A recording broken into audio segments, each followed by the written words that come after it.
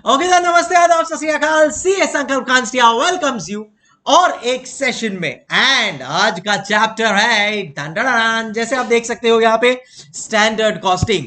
आपको एक fun fact बताऊं, CA फाइनल के 50% से ज्यादा बच्चे हैं ना इस चैप्टर को ऑप्शन में छोड़ते हैं। क्यों पता है? क्योंकि उनको लगता है कि standard costing is all about रट्टोफाइंग द फॉर्मूलाज, जबकि एफा है ही नहीं। सो आओ रिवीजन में भी स्टैंडर्ड कॉस्टिंग को कैसे लॉजिकली समझना है एंड कैसे इस चैप्टर में out of out marks score कर is what now we are going to discuss. तो एज यूजुअल सबसे पहले क्या करता है आपका भाई? सबसे पहले आपका भाई डिस्कस करता है कि सर इसका वेटेज कितना है। एंड जैफा की आप यहां पे देख सकते हो दैट हर अटेम्प्ट में स्टैंडर्ड कॉस्टिंग भी आता ही आता है। तो जब अपने को पता है कि यार इतना इंपॉर्टेंट है, देन इन दैट केस इसको कैफे रे अपन ऑप्शन में छोड़े, right? So yo we are presenting in front of you standard costing. जैसा आप देख सकते हो एवरी अटेम्प्ट में एक क्वेश्चन आना ही आना है। और 5-5 मार्क वाला मतलब क्या पता है? यस, हो सकता है कि वो क्वेश्चन नंबर 1 में एज अ कंपल्सरी क्वेश्चन आ जाए। इन दैट केस ध्यान रखना पड़ेगा अपने को। सो कैसे इस चैप्टर को पढ़ेंगे, हर एक कॉन्सेप्ट, हर एक फॉर्मूला को एज यूजुअल अपन समझ लेंगे एंड देन खुद से I am sure, I can guarantee that आप इस चैप्टर को मैनेज कर पाओगे। तो चलो यार, शुभ काम में देरी किस बात की। So please open your magic book, या अगर आपके पास वो नहीं है देन इन दैट केस आप PDF डाउनलोड कर सकते हो मेरे टेलीग्राम चैनल के ऊपर से।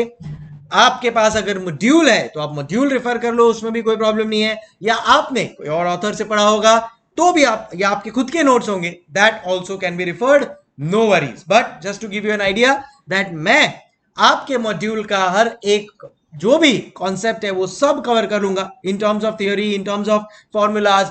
एंड बिंगो, मैंने प्लान किया है कि मैं सम्स भी स्टैंडर्ड कॉस्टिंग के करवाऊंगा। सो आई थिंक ये एक बहुत अच्छी चीज हो जाएगी कि फॉर्मूला के साथ साथ सम्स भी हो जाएगा आपका।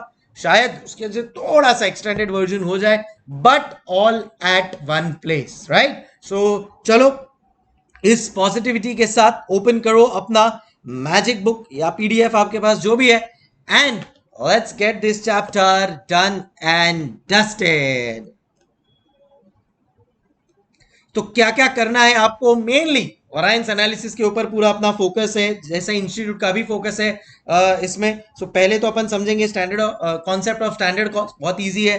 टाइप्स ऑफ स्टैंडर्ड समझ लेंगे, ये भी इजी है।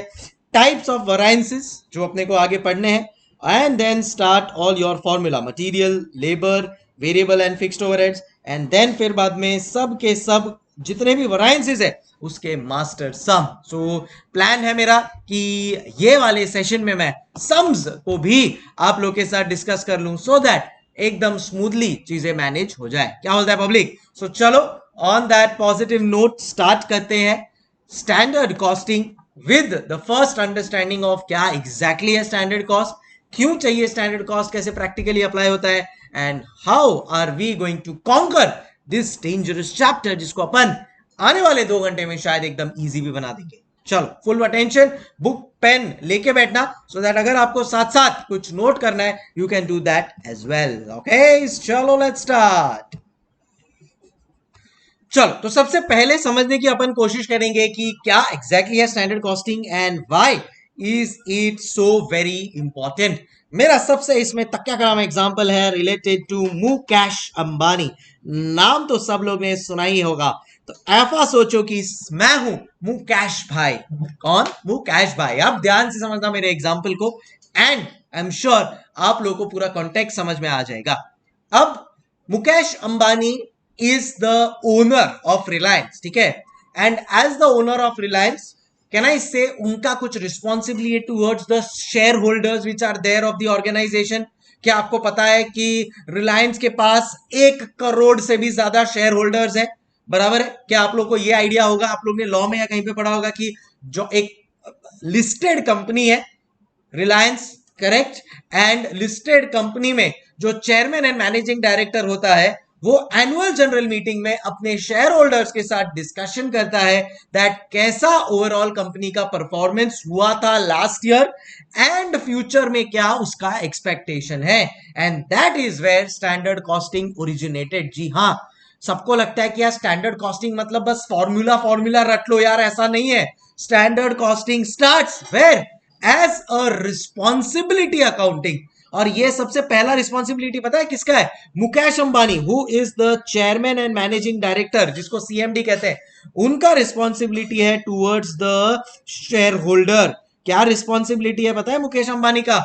टू एंश्योर कि शेयर होल्डर को दो चीजें मिले। देखो कोई भी शेयर होल्डर मतलब कोई भी कंपनी में इन्वेस्ट करता है ना अपना जो पैसा है, तो वो दो चीजें एक्सपेक्ट करता है। एक कि कंपनी अच्छा खासा हमारे को डिविडेंड दे।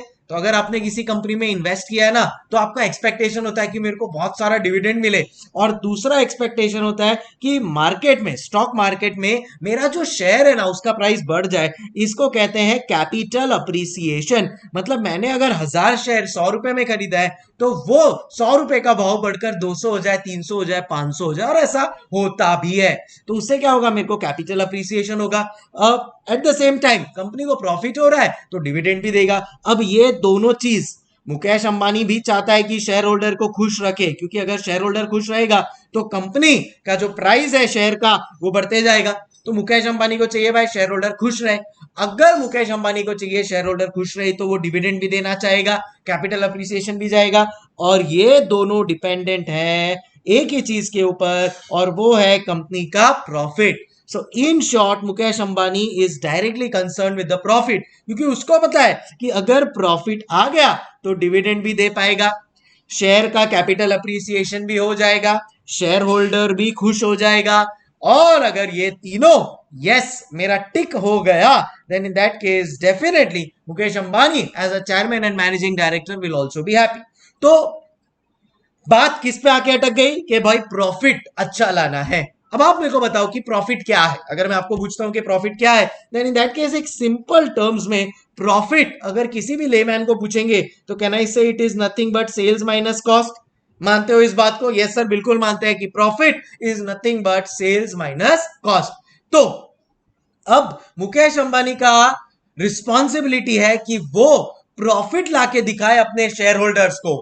बट प्रॉफिट लाने के लिए वो अकेला रिस्पॉन्सिबल नहीं है। कहना इससे उसने अपने कंपनी में बहुत सारे एम्प्लॉयज रखे, और वो एम्प्लॉयज में से उसने रिस्पॉन्सिबिलिटी दिया है अलग अलग हेड ऑफ डिपार्टमेंट्स को, जो इंश्योर करेंगे कि कंपनी जितना मैक्सिमम प्रॉफिट हो वो कमा सके।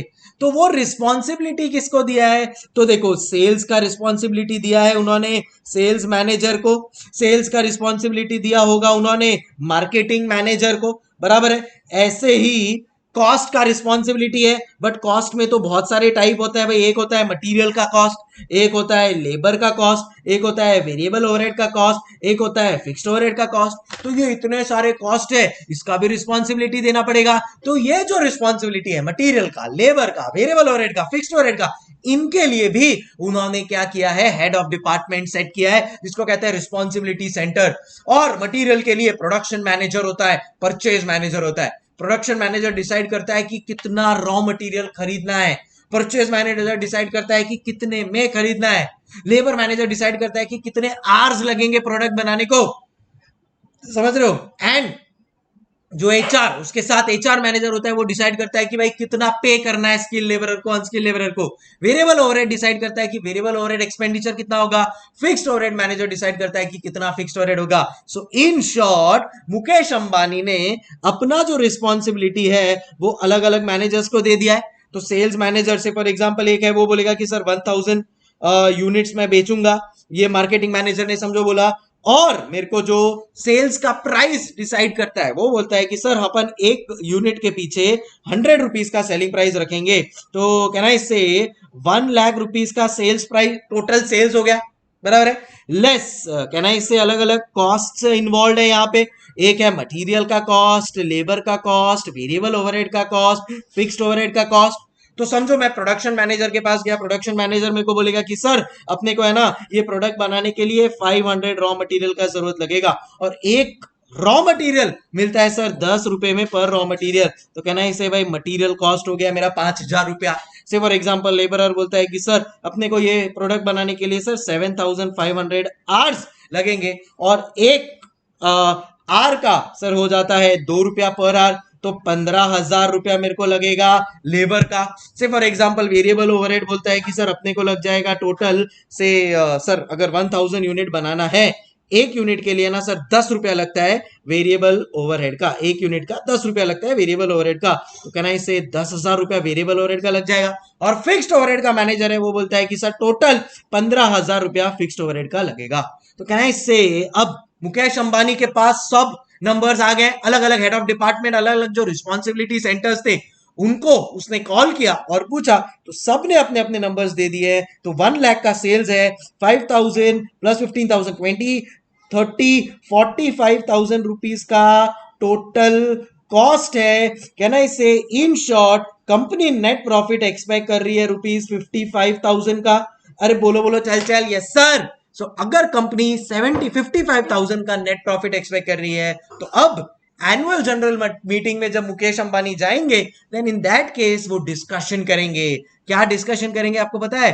वो डिस्कशन करेंगे अपने शेयर होल्डर्स के साथ कि शेयर होल्डर्स, ये आने वाले साल में मेरी कंपनी अपनी कंपनी 55,000 रुपीज का नेट प्रॉफिट एक्सपेक्ट कर रही है। अभी अंडरस्टैंडिंग? एंड नेक्स्ट ईयर का जो एनुअल जनरल मीटिंग होता उसमें यही डिस्कशन किया जाएगा कि आपने लास्ट ईयर बोला था कि 55,000 का नेट प्रॉफिट आएगा, क्या ये नेट प्रॉफिट एक्चुअल में आया है या नहीं आया है? अभी अंडरस्टैंडिंग? सो कहना इससे शेयर होल्डर को तो क्या चाहिए? शेयर होल्डर को तो चाहिए जितना ज्यादा प्रॉफिट हो। तो मुकेश भाई ने ये प्रॉफिट निकाल लिया है, शेयर होल्डर के साथ डिस्कस कर लिया है। अब इस प्रॉफिट को अपन बोलेंगे स्टैंडर्ड प्रॉफिट। अब इस प्रॉफिट को बोलेंगे स्टैंडर्ड प्रॉफिट। बट ये स्टैंडर्ड कैसे सेट हुआ? एक स्टैंडर्ड सेट कर दिया ना मुकेश भाई ने शेयर होल्डर्स के दिमाग में कि बॉस अपना प्रॉफिट तो होने वाला है 55,000 इन करोड़। लिख लो भाई, सब चीज को इन करोड़ लिख लो। तो 155,000 इन करोड़ का प्रॉफिट होने वाला है। शेयर होल्डर ने बोला ओके। अब ये जो स्टैंडर्ड सेट हुआ है, ये कहां से सेट हुआ है? पहले अपन ने कुछ सेल्स को बजट किया, फिर अपन ने सब कॉस्ट को बजट किया, material cost, labour cost, variable overhead, fixed overhead. तो ये सब स्टैंडर्ड्स या जो बजट अपन ने किया है उससे मुझे मिल गया एक बजटेड नेट प्रॉफिट, जो अगले साल जब मेरा वापस से शेयर होल्डर्स के साथ एनुअल जनरल मीटिंग होता, मैं उसको कंपेयर करूंगा मेरे एक्चुअल नेट प्रॉफिट के साथ।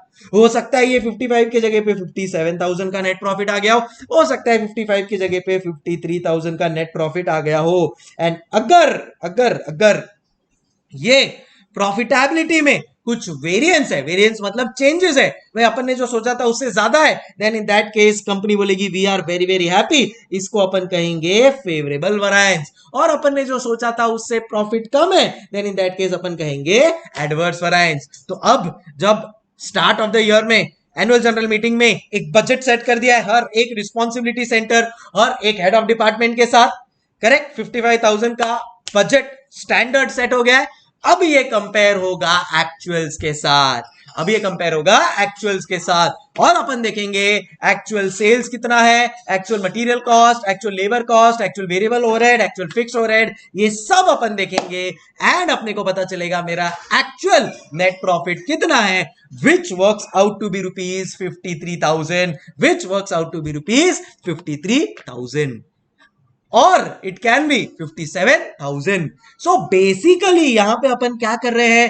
कंपैरिजन ऑफ प्रॉफिट कर रहे हैं, बराबर। कंपैरिजन ऑफ प्रॉफिट किसके साथ? एक प्री डिटरमाइंड स्टैंडर्ड सेट किया है, उसको अपन कंपेयर कर रहे हैं एक्चुअल्स के साथ। और ये कंपैरिजन होने के बाद अपन देखेंगे भाई सेल्स मैनेजर, तूने बोला था 1 लाख का प्रॉफिट आएगा, कितना प्रॉफिट आया? 1 लाख का सेल्स आएगा, कितना सेल्स आया है? तो अब ये अपन चेक करेंगे, मटेरियल कॉस्ट मैनेजर के पास जाएंगे, लेबर मैनेजर के पास जाएंगे, फिक्स्ड ओवरहेड मैनेजर के पास जाएंगे, एंड उन्होंने अपने रिस्पॉन्सिबिलिटी को बराबर से निभाया है या नहीं, उसका एक इवैल्यूएशन करेंगे एंड उस हिसाब से डिसीजन लेंगे कि यस मैंने जो सोचा था उससे बेटर काम हुआ है या नहीं। तो अगर मेरे को सेल्स मैनेजर ने बोला था 1 लाख का वो सेल्स करेगा, उसके जगह पे 1,10,000 का सेल्स किया है, तो मैं सेल्स मैनेजर को दूंगा शाबाशी। और अगर उसने उसकी जगह पे कल 90,000 का सेल्स किया है, तो मैं हो जाऊंगा उसके ऊपर गुस्सा।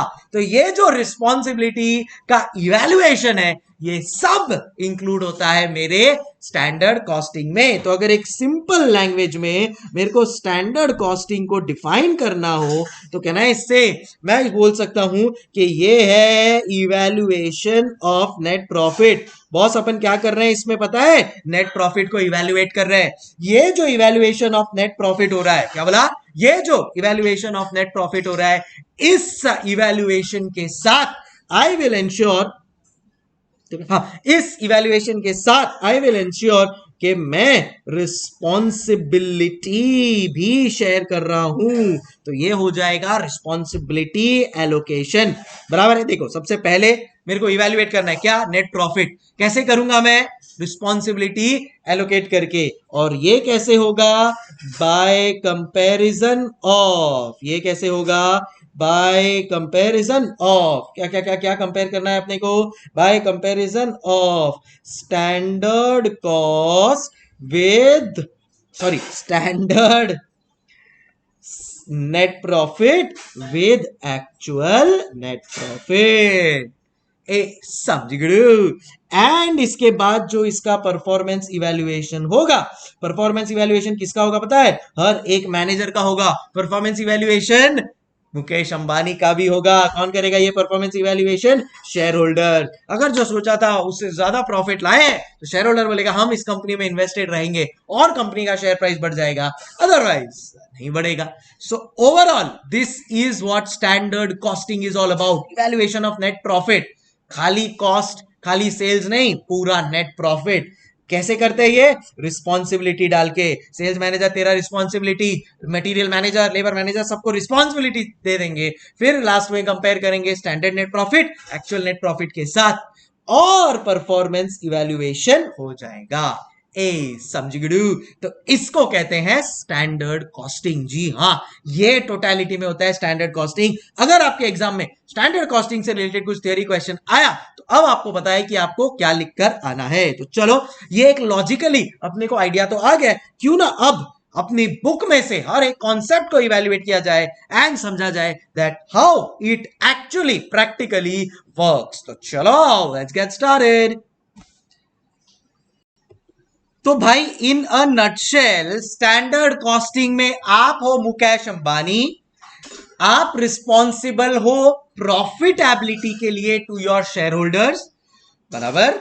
But at the same time आपका जो स्टाफ है, आपका जो हेड ऑफ डिपार्टमेंट्स है, सेल्स का, मटेरियल का, लेबर का, फिक्स्ड ओवरहेड का, वेरिएबल ओवरहेड का, वो रिस्पॉन्सिबल है आपको वो नेट प्रॉफिट रिपोर्ट करने के लिए। तो आप क्या करोगे? एक स्टैंडर्ड सेट करोगे। वो स्टैंडर्ड सबके लिए सेट करोगे, सेल्स वालों के लिए, मटेरियल, लेबर, सबके लिए।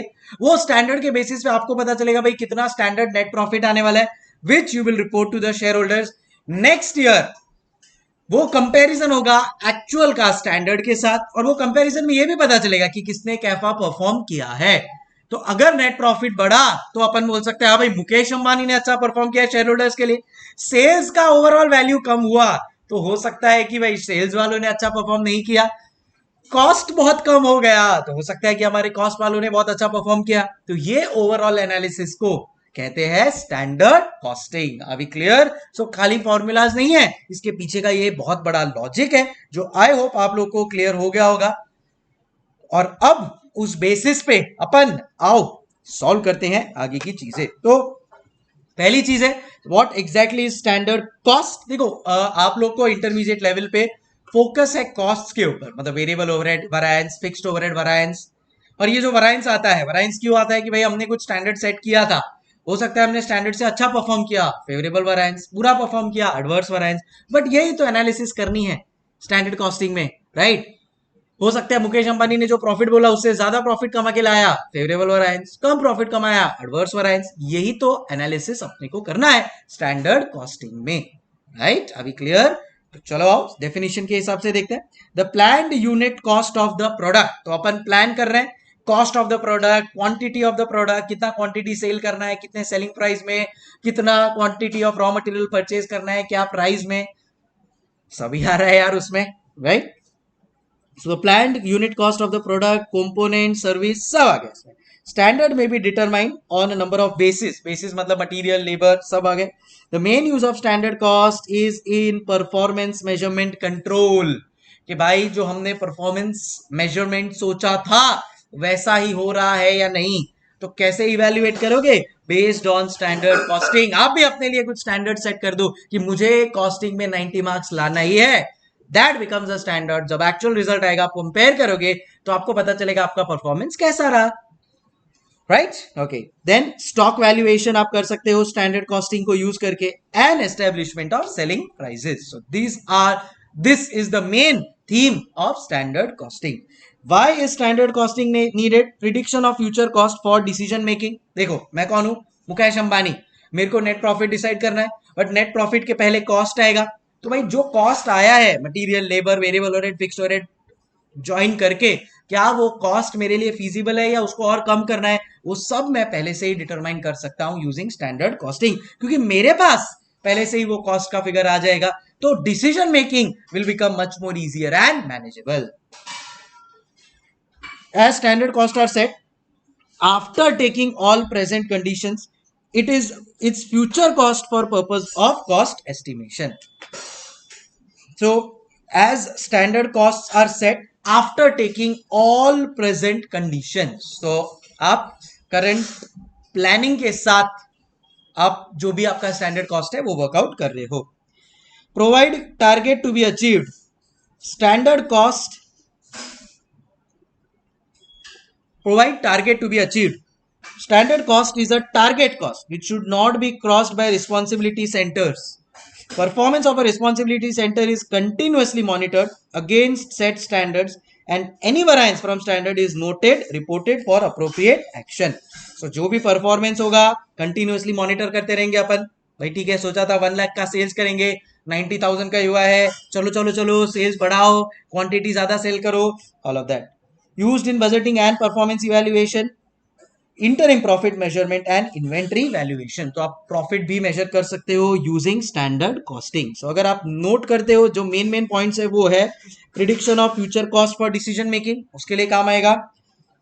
Targets to be achieved, budgeting and performance evaluation के लिए, profit measurement and inventory valuation के लिए, ये 4 चीज के लिए. तो अगर आपको एग्जाम में क्वेश्चन आता है व्हाट आर द यूजेस और व्हाई स्टैंडर्ड कॉस्टिंग नीडेड, तो ये 4 चीज कि भाई कॉस्ट पता चल जाएगा तो डिसीजन मेकिंग में इजी हो जाएगा कि हाँ भाई ये डिसीजन लेना है अपने को, करेक्ट. सेकंड, क्या टारगेट अचीव करना है. थर्ड, परफॉर्मेंस मेजरमेंट करना है रेगुलर बेसिस पे, एंड अपने को देखना है कि भाई क्या प्रॉफिट आ रहा है, and that is what will determine or the reason for having standard costing. चलो कहानी को आगे बढ़ाते हैं.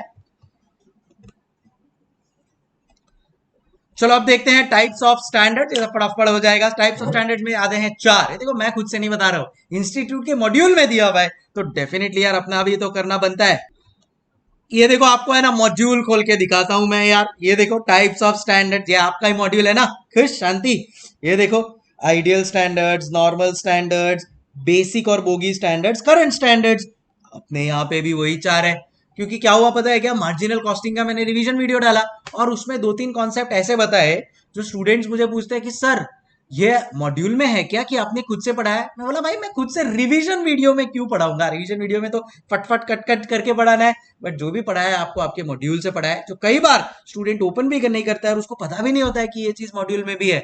जैसे कि ये, तो अगर एग्जाम में आ गया what are the 4 types of standards, तो आपको तो तारे दिखेंगे, जो ऐसा नहीं होना चाहिए. इसके लिए सब कवरेज अपना इधर ही हो जाएगा. चलो 4 क्या है वो.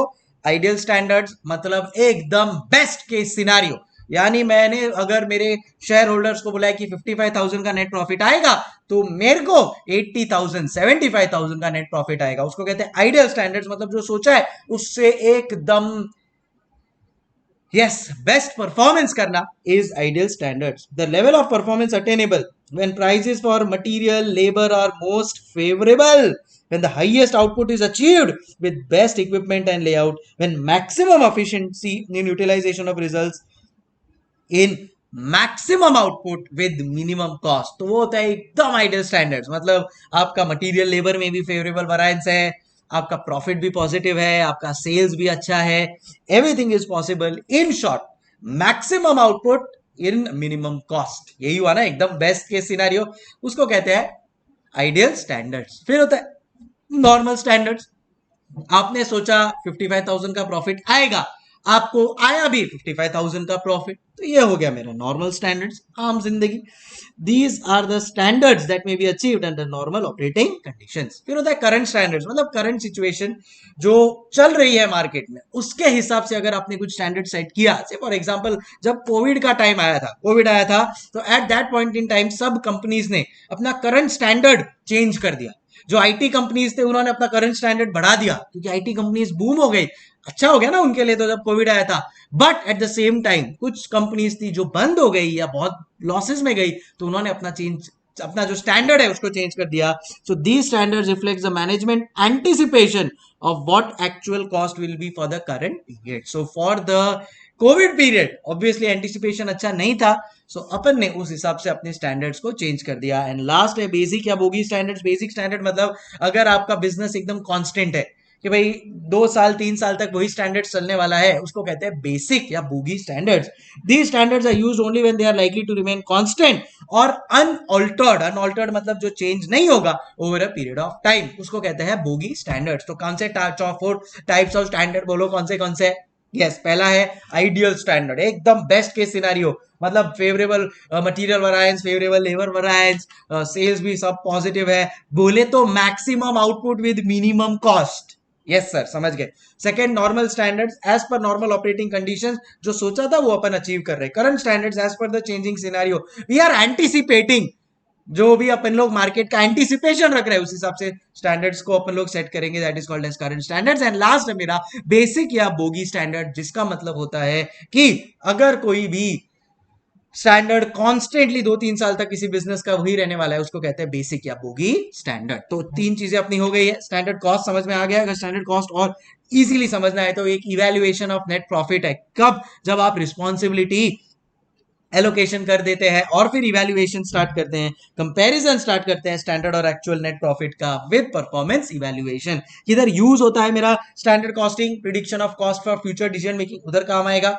असर्टेनमेंट ऑफ सेलिंग प्राइस के लिए काम आ सकता है, प्रॉफिटेबिलिटी के लिए, प्रॉफिट मेजरमेंट के लिए काम आ सकता है मेरे, परफॉर्मेंस मेजरमेंट के लिए काम आ सकता है मेरे। Profit measurement, performance evaluation, budgeting के लिए काम आ सकता है, टारगेट सेट करने के लिए काम आ सकता है, inventory valuation. So all of these places, what are the 4 types of standards? Ideal, normal, current and basic या बोगी। अब आ जाते हैं प्रोसेस ऑफ स्टैंडर्ड कॉस्टिंग के ऊपर। तो सबसे पहले आप स्टैंडर्ड सेट करोगे। सो मुकेश अंबानी क्या किया? सबसे पहले sales manager, material managers, labour managers, fixed overhead, variable overhead managers के पास गया और उनको बोला भाई चलो तुम लोग का जो एक्सपेक्टेशन है कॉस्ट का या सेल्स का वो मुझे बता दो। तो एक स्टैंडर्ड सेट किया गया। फिर असर्टेनमेंट ऑफ एक्चुअल कॉस्ट, फिर बाद में आप देखोगे भाई एक्चुअल में क्या सिनेरियो हुआ है, comparison of actual with standard. फिर बाद में वरायंस को डिस्पोज करना है। डिस्पोजिशन ऑफ वरायंस मतलब अब आपको डिस्कशन करना पड़ेगा। डिस्पोजिशन, यहाँ पे आप डिस्कशन भी कर सकते हो कि भाई समझो सेल्स, आप समझो मटेरियल वरायंस की बात करते हैं, आपके प्रोडक्शन मैनेजर ने बोला था कि 5,000 रॉ मटेरियल कंज्यूम होगा, बट उसने 5,500 रॉ मटेरियल कंज्यूम कर लिया। तो भाई ज्यादा कंज्यूम क्यों किया है? जो वरायंस हुआ है उसका आपका रिस्पॉन्सिबिलिटी है, तो आपको एक्सप्लेनेशन देना पड़ेगा, डिस्कशन करना पड़ेगा कि क्यों हुआ ये वरायंस, ताकि ये डिस्कशन मुकेश अंबानी अपने शेयर होल्डर्स के साथ कर सके कि भाई देखो हमारा जो प्रॉफिट में चेंज आया ना वो मटेरियल की वजह से आया, मटेरियल का कॉस्ट बढ़ गया, हो सकता है कि ग्लोबल प्राइसेस की वजह से मटेरियल का कॉस्ट बढ़ गया। देन इन दैट केस तो वो डिस्कशन होता है कि भाई क्यों ये वरायंस आया है। समझ में आया? उसको कहते हैं disposition of variances and investigate the reasons for variance. ये इन्वेस्टिगेशन अपन करते रहेंगे कि क्या हुआ है, डिस्कशन करेंगे पहले तो क्या क्या वरायंस है, वो डिस्कशन के बेसिस पे इन्वेस्टिगेशन होगा and finally it will be communicated to the shareholders. तो क्या करोगे? सबसे पहले स्टैंडर्ड सेट करोगे, फिर असर्टेनमेंट ऑफ एक्चुअल कॉस्ट, फिर आप कंपेयर करोगे, कंपेयर करने के बाद आप डिस्कशन करोगे क्या क्या वेरिएंसेस आए और फाइनली इन्वेस्टिगेट करोगे कि क्या रीजन है वरायंस का। एंड देन आता है टाइप्स ऑफ वरायंसेस। ये भी एग्जाम में आ सकता है question, types of variances. 4 type of variances होते हैं। एक होता है कंट्रोलेबल, कंट्रोलेबल जो मेरे हाथ में है। फॉर एग्जांपल मार्केट में कोई पर्टिकुलर रॉ मटेरियल 12 रुपए में मिल रहा है, देन इन दैट केस अगर मैं वही रॉ मटेरियल मार्केट से 11 रुपए में या कम प्राइस में लेकर आया हूं तो वो मेरे हाथ में, कंट्रोल में, कि मैं जितने ज्यादा सप्लायर को मिलूंगा मैं उतने कम प्राइस में ला सकता हूं। In short if it is in my control. जैसे एग्जाम में अगर आपको अच्छे मार्क्स लाने तो वो आपके कंट्रोल में है बराबर है कि भाई मैंने बराबर पढ़ाई किया, देन इन दैट केस मैं अच्छे मार्क्स ले आऊंगा। Controllable variance. अनकंट्रोलेबल वैरिएंस क्या होता है? अनकंट्रोलेबल वैरिएंस मतलब अगर कोई मार्केट सिनारियो चेंज हो गया, फॉर एग्जाम्पल आपने सोचा था कि आप 1 लाख रुपए का मटेरियल खरीदोगे, 10 लाख रुपए का आप सेल्स करोगे, बट कोविड की वजह से आपकी कंपनी का जो सेल्स है वो डाउन हो गया। अब कोविड आपके हाथ में है क्या? नहीं सर, वो एक्सटर्नल है। तो अगर ऐसा कोई चीज है, that is called as uncontrollable variance. तो आपके साथ ये जब डिस्पोजिशन ऑफ वैरिएंस होता है ना, ये इधर जहां पे मैंने डिस्कशन लिखा है, ये जो डिस्पोजिशन ऑफ वैरिएंस है, यहाँ पे डिस्कशन होता है कि भाई कौन सा वैरिएंस कंट्रोलेबल है, अनकंट्रोलेबल है। अगर कंट्रोलेबल है देन इन दैट केस आप उसके लिए रिस्पॉन्सिबल हो। अगर अनकंट्रोलेबल है, जैसे मार्केट में कोविड आ गया या ग्लोबल कोई टेररिस्ट अटैक हो गया या वॉर हो गया, तो उसकी वजह से कुछ प्राइसेस चेंज हो गए, तो वो तो अपने हाथ में नहीं है ना, तो वो अनकंट्रोलेबल वैरिएंस होता है। तो अनकंट्रोलेबल वैरिएंस के लिए आप यूजुअली मैनेजर को रिस्पॉन्सिबल नहीं ठहराते हो, बट कंट्रोलेबल वैरिएंस के लिए डेफिनेटली आप रिस्पॉन्सिबल करवाते हो। सो कंट्रोलेबल वैरिएंस मतलब under normal working conditions. Uncontrollable which occur due to conditions which are beyond the control of the responsibility center। फिर बाद में आता है मेरा फेवरेबल वैरिएंस। फेवरेबल मतलब अच्छा, मैंने जो सोचा था उससे अच्छा हुआ। अगर मैं सेल्स सोच रहा हूं 1,10,000 हुआ तो अच्छा हुआ। मैं सोच रहा हूं मटेरियल कॉस्ट 1 लाख और मटेरियल कॉस्ट 1,10,000 हुआ तो बुरा हुआ, वो एडवर्स। कॉस्ट बढ़ता है तो बुरा होता है एडवर्स, सेल्स बढ़ता है तो अच्छा होता है फेवरेबल। उल्टा, कॉस्ट कम होता है तो अच्छा होता है फेवरेबल, सेल्स कम होता है तो एडवर्स। अच्छा, क्लियर है एकदम? ठीक है सर। अब लास्ट में आ रहे हैं अपन लोग कि भाई क्या क्या टोटल वैरिएंसेस पढ़ने हैं अपने को। जी हाँ, ये देखो, कॉन्सेप्ट ऑफ स्टैंडर्ड कॉस्ट समझ गया अपने को, टाइप्स ऑफ स्टैंडर्ड समझ गया अपने को। अब आ रहे हैं टाइप्स ऑफ वैरिएंसेस के ऊपर। तो क्या क्या है मेरे टाइप्स ऑफ वैरिएंसेस? जैसा मैंने आपको बोला कि eight intermediate level institute expect करता है कि खाली कॉस्ट के रिलेटेड वैरिएंसेस हो। तो कौन है वो 4 कंपोनेंट कॉस्ट के? मटेरियल, लेबर, वेरिएबल ओवरहेड और फिक्स्ड ओवरहेड, राइट? इनको डिटेलिंग में अब अपन पढ़ेंगे। एंड ये जितने भी टाइप ऑफ वैरिएंसेस है उसके पीछे का रीजन क्या है, बस वही तो मैं लॉजिकली आपको समझाऊंगा। तो ये वाला जो चार्ट है और ये वाला जो चार्ट है, ये मेरे हिसाब से मैं इसके फॉर्मूला अंडरस्टैंडिंग के साथ आपके साथ कवर करूंगा। तो मैं फॉर्मूला अंडरस्टैंड करवाऊं उसके पहले मैं एक एग्जांपल दूंगा और फिर आप लोगों को फॉर्मूला करवाऊंगा और फिर उससे रिलेटेड सम कर लेंगे अपन। कैसा लगा सिस्टम? सही है ना? तो चलो भाई, अब वैरिएंसेस का फॉर्मूला का एक्सप्लेनेशन और उसका डेरिवेशन, अंडरस्टैंडिंग एंड उससे रिलेटेड एक सम करने का टाइम आ गया है। तो ये जो पार्ट है कि क्या क्या वैरिएंसेस है, ये ऑटोमेटिकली हो जाएगा जब अपन सब वैरिएंसेस कर लेंगे। क्या क्या टाइप्स ऑफ वैरिएंसेस है और क्यों हुआ वो वैरिएंस और उसको कैसे अपन कम कर सकते हैं, सजेस्टिव कोर्स ऑफ एक्शन। कि भाई अगर कोई एडवर्स वैरिएंस हो रहा है, प्राइस का वैरिएंस एडवर्स हो रहा है तो क्यों हो रहा है और उसको कैसे अपन कम कर सकते हैं, रीजंस एंड कैसे कम कर सकते हैं, ये भी मैं आप लोग को एक्सप्लेनेशन के साथ साथ डिस्कस कर लूंगा, राइट? सो ये अब पूरा पार्ट स्टार्ट हो रहा है and now we are finally going to start with our first variance and that is material related variances. देखो, अब तक आपको ये बात एकदम क्लैरिटी के साथ समझ गई होगी कि बॉस गेम है ना रिस्पॉन्सिबिलिटी अकाउंटिंग का है, कि बॉस आप किसको रिस्पॉन्सिबिलिटी देते हो एंड उस वो क्या स्टैंडर्ड सेट होता है उसके साथ, and then how does he perform with the standard set.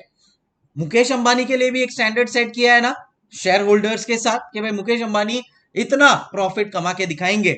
So standard set किया है वहां पे। मुकेश अंबानी ने अपने जितने भी एम्प्लॉइज है, हेड ऑफ डिपार्टमेंट्स है, उन लोगों के साथ एक स्टैंडर्ड सेट किया है। So everywhere standards are set, एक रिस्पॉन्सिबिलिटी दिया है एंड देन वो रिस्पॉन्सिबिलिटी का कंपैरिजन होता है।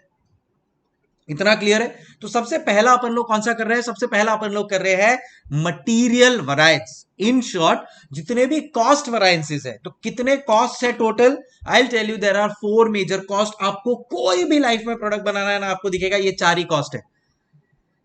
पहला कॉस्ट मटेरियल, अगर ये पेन बनाना है, करेक्ट सर, रॉ मटेरियल तो चाहिए। अब रॉ मटेरियल आ गया सप्लायर के पास से तो ऑटोमेटिकली तो ये पेन नहीं बन जाएगा, तो उसके लिए आपको लेबरर चाहिए जो ये पेन के मोल्ड में इसका काम करना चालू करेगा। काम तो हो रहा है, बट ये कहां पे हो रहा है? ये सब काम एक फैक्ट्री में हो गया मेरा fixed overheads and suppose electricity जो भी कंजम्पशन है और ये सब जो छोटे मोटे खर्चे हैं, जो डिपेंडेंट है मेरे प्रोडक्शन के ऊपर, वो सब हो जाते हैं मेरे variable overhead. So there are 4 major cost. What are those 4 major cost? बोलो बोलो, चल चल. करेक्ट. फर्स्ट है मटेरियल. सो ये देख लेंगे अपन लोग, इधर लिख लेते हैं. फर्स्ट है मटेरियल, सेकंड है मेरा लेबर, थर्ड है मेरा overhead which is variable overhead, and fourth है मेरा फिक्स्ड ओवरहेड. तो ये 4 वरायंसेस है, उसमें से सबसे फर्स्ट जो है मटेरियल कॉस्ट वरायंस, उसको अब अपन प्लान कर रहे हैं एंड समझने की कोशिश कर रहे हैं. तो अब पहला है मेरा मटेरियल वरायंसेस. मटेरियल वरायंसेस के लिए 2 लोग रिस्पॉन्सिबल है. देखो, अगर मेरे को कोई भी प्रोडक्ट बनाना है ना, तो उसमें 2 चीज चाहिए होती है. एक के मटेरियल कितना चाहिए, एंड दूसरा कि कितने में वो मटेरियल आएगा. क्या बोला? एक के मटेरियल कितना चाहिए, जिसको कहते हैं quantity of material required, and दूसरा कितने में वो मटेरियल लेकर आएगा. अगर आपको पता होगा तो ये कितना क्वांटिटी आया रॉ मटेरियल का, मल्टीप्लाई बाय एक रॉ मटेरियल का कितना प्राइस है, दोनों मिला के बन जाता है मेरा डायरेक्ट मटेरियल कॉस्ट. करेक्ट. सो ये क्वांटिटी कितना कंज्यूम होने वाला है, क्या बोला? क्वांटिटी कितना कंज्यूम होने वाला है, उसके लिए रिस्पॉन्सिबल होता है मेरा प्रोडक्शन मैनेजर. एंड कितने प्राइस पे उसको लेकर आना है, उसके लिए रिस्पॉन्सिबल होता है मेरा परचेज मैनेजर. सो अगर आपके पास ये टेलीग्राम से अगर आपने डाउनलोड किया होगा या आपके पास ये बुक आ गई होगी, देन इन दैट केस आपको ये दोनों चीज दिख जाएगी कि एक होता है मेरा प्रोडक्शन मैनेजर, जो कितना कंज्यूम होने वाला है मटेरियल, उसके लिए रिस्पॉन्सिबल है मटेरियल यूजेज वैरिएंस, एंड कितने में मैं वो खरीदने वाला हूं, उसके लिए रिस्पॉन्सिबल है मेरा परचेज मैनेजर. ए समझ गए? सो कह रहे हैं इससे ये दोनों लोग रिस्पॉन्सिबल है. एंड कितना कंज्यूम होने वाला है, क्वांटिटी, कितने में अपन खरीदेंगे वो रॉ मटेरियल, प्राइस, ये दोनों को मिला के बनता है मेरा डायरेक्ट मटेरियल कॉस्ट. अब पहले अपन स्टैंडर्ड सेट करेंगे और फिर एक्चुअल से कंपेयर करेंगे. तो पहले मैं बुलाऊंगा मेरे प्रोडक्शन मैनेजर को. प्रोडक्शन मैनेजर को पूछूंगा कि प्रोडक्शन मैनेजर, कितना standard quantity of raw material upon consume करने वाले हैं, समझ रहे हो? तो उसको मेरे को बताना पड़ेगा कि कितना प्रोडक्शन होने वाला है. सो दैट इज वेयर मैं क्या करता हूं पता है, मैं पहले सेल्स मैनेजर के पास जाता हूं, उससे पता कर लेता हूं कि भाई कितना सेल्स होगा, जिससे मुझे पता चल जाता है कि कितना डिमांड जनरेट होने वाला है. तो जितना डिमांड जनरेट होगा, सीधी सी बात है, उतना अपन प्रोडक्शन करेंगे. तो अब बेस्ड ऑन दैट प्रोडक्शन मैं प्रोडक्शन मैनेजर के पास जाऊंगा, जो मुझे बताएगा कि कितना quantity of raw material consume करने वाले हैं. तो कहना इसे इन शॉर्ट, वहां से मुझे क्वांटिटी का आइडिया आ गया. एंड फिर बाद में परचेज मैनेजर के पास जाऊंगा और इसको मैं बोलूंगा कि सुन, प्रोडक्शन मैनेजर को इतने क्वांटिटी ऑफ रॉ मटेरियल चाहिए, जरा जाके मार्केट से लेकर आ जाना. तो कितने में लेकर आएगा तू, क्या उसका कॉस्ट पड़ेगा, वो बता दे, कॉस्ट पर रॉ मटेरियल. ये दोनों को मिला के बन जाता है मेरा स्टैंडर्ड मटेरियल कॉस्ट, जो मेरे material cost, material standard material cost या मटेरियल कॉस्ट वैरिएंस का सबसे पहला इंग्रेडिएंट है. And that you can see here is standard material cost. समझ में आ गया? प्रोडक्शन मैनेजर, परचेज मैनेजर साथ में मिला के ये स्टैंडर्ड मटेरियल कॉस्ट बनाते हैं. कितना कंज्यूम करना है मेरे को एक प्रोडक्ट बनाने के लिए, एंड कितना उसका कॉस्ट लगने वाला है ये एक रॉ मटेरियल का. क्लियर है? माइनस फिर ऑब्वियसली मैं कंपैरिजन तो एक्चुअल से करूंगा. सीधी सी बात है भाई, हमारे को प्रोडक्शन मैनेजर ने बोला था कि सर 10,000 यूनिट्स बनाने के लिए 10,000 रॉ मटेरियल की जरूरत पड़ेगी, मतलब एक यूनिट के लिए एक रॉ मटेरियल. हो सकता है कि वो 11,000 रॉ मटेरियल कंज्यूम कर लिया, भाई इनएफिशिएंट होगा, नहीं पता चला. तो प्रोडक्शन मैनेजर को अपन बोलेंगे कि भाई तूने ज्यादा कंज्यूम किया है, ज्यादा कंज्यूम किया मतलब ज्यादा मेरे को कॉस्ट लग गया, तो तेरा एडवर्स वेरिएंस हो जाएगा. समझ रहे हो लॉजिक? एंड प्राइस मैनेजर के पास जाऊंगा, उसने बोला सर एक रॉ मटेरियल का 10 रुपया होगा, वो एक्चुअल में 9 रुपए में लेकर आया. मैं बोलूंगा शाबाश मेरे परचेज मैनेजर, तू 10 रुपए की चीज 9 रुपए में लाया है, ये तेरा फेवरेबल वैरिएंस हो जाएगा. तो कहना इससे इस हिसाब से कैलकुलेट होते हैं मेरे मटेरियल वैरिएंसेस. तो अगर मेरे को मटेरियल वैरिएंस का एक प्रॉपर चार्ट बनाना है, तो कहना इसे अब मैं लॉजिकली बना सकता हूं. अगर मेरे को मटेरियल वैरिएंस का एक प्रॉपर चार्ट बनाना है, अब आप और मैं मिलकर ये लॉजिक के साथ बना सकते हैं कि मेन गेम 2 लोगों का है, production manager, purchase manager. Production manager कितना क्वांटिटी कंज्यूम होना है वो उसके ऊपर फोकस करेगा, परचेज मैनेजर कितने प्राइस पे खरीदना है उसके ऊपर फोकस करेगा. दोनों मिला के बन जाता है मेरा स्टैंडर्ड मटेरियल कॉस्ट. तो पहला जो मेरा वैरिएंस है that is called as material cost variance. पहला जो मेरा वैरिएंस है that is called as material cost variance. This material cost variance formula क्या आएगा, पहले मुझे फाइंड करना पड़ेगा कितना स्टैंडर्ड मटेरियल कॉस्ट है। अच्छा मैं क्या बोल रहा हूं, ये स्टैंडर्ड मटेरियल कॉस्ट कैसे वो आएगा, ये स्टैंडर्ड मटेरियल कॉस्ट कैसे वो आएगा, कैसे कैलकुलेट होगा, बोलो बोलो, tell tell. So it will be standard quantity, किसका स्टैंडर्ड क्वांटिटी, रॉ मटेरियल का standard quantity multiply by standard rate पर material minus minus minus actual material cost से उसको अपन लोग माइनस करेंगे, एक्चुअल मटेरियल कॉस्ट से उसको अपन लोग इवेल्युएट करेंगे। So actual quantity into actual rate पर मटेरियल, एक्चुअल रेट पर material. Are you understanding guys? अगर मेरा स्टैंडर्ड मटेरियल कॉस्ट जो मैंने सोचा था वो ज्यादा है, एक्चुअल मटेरियल कॉस्ट कम है, मतलब मैंने अच्छा परफॉर्म किया है, वो हो जाएगा मेरा फेवरेबल वेरिएंस, अदरवाइज आ जाएगा मेरा एडवर्स वेरिएंस।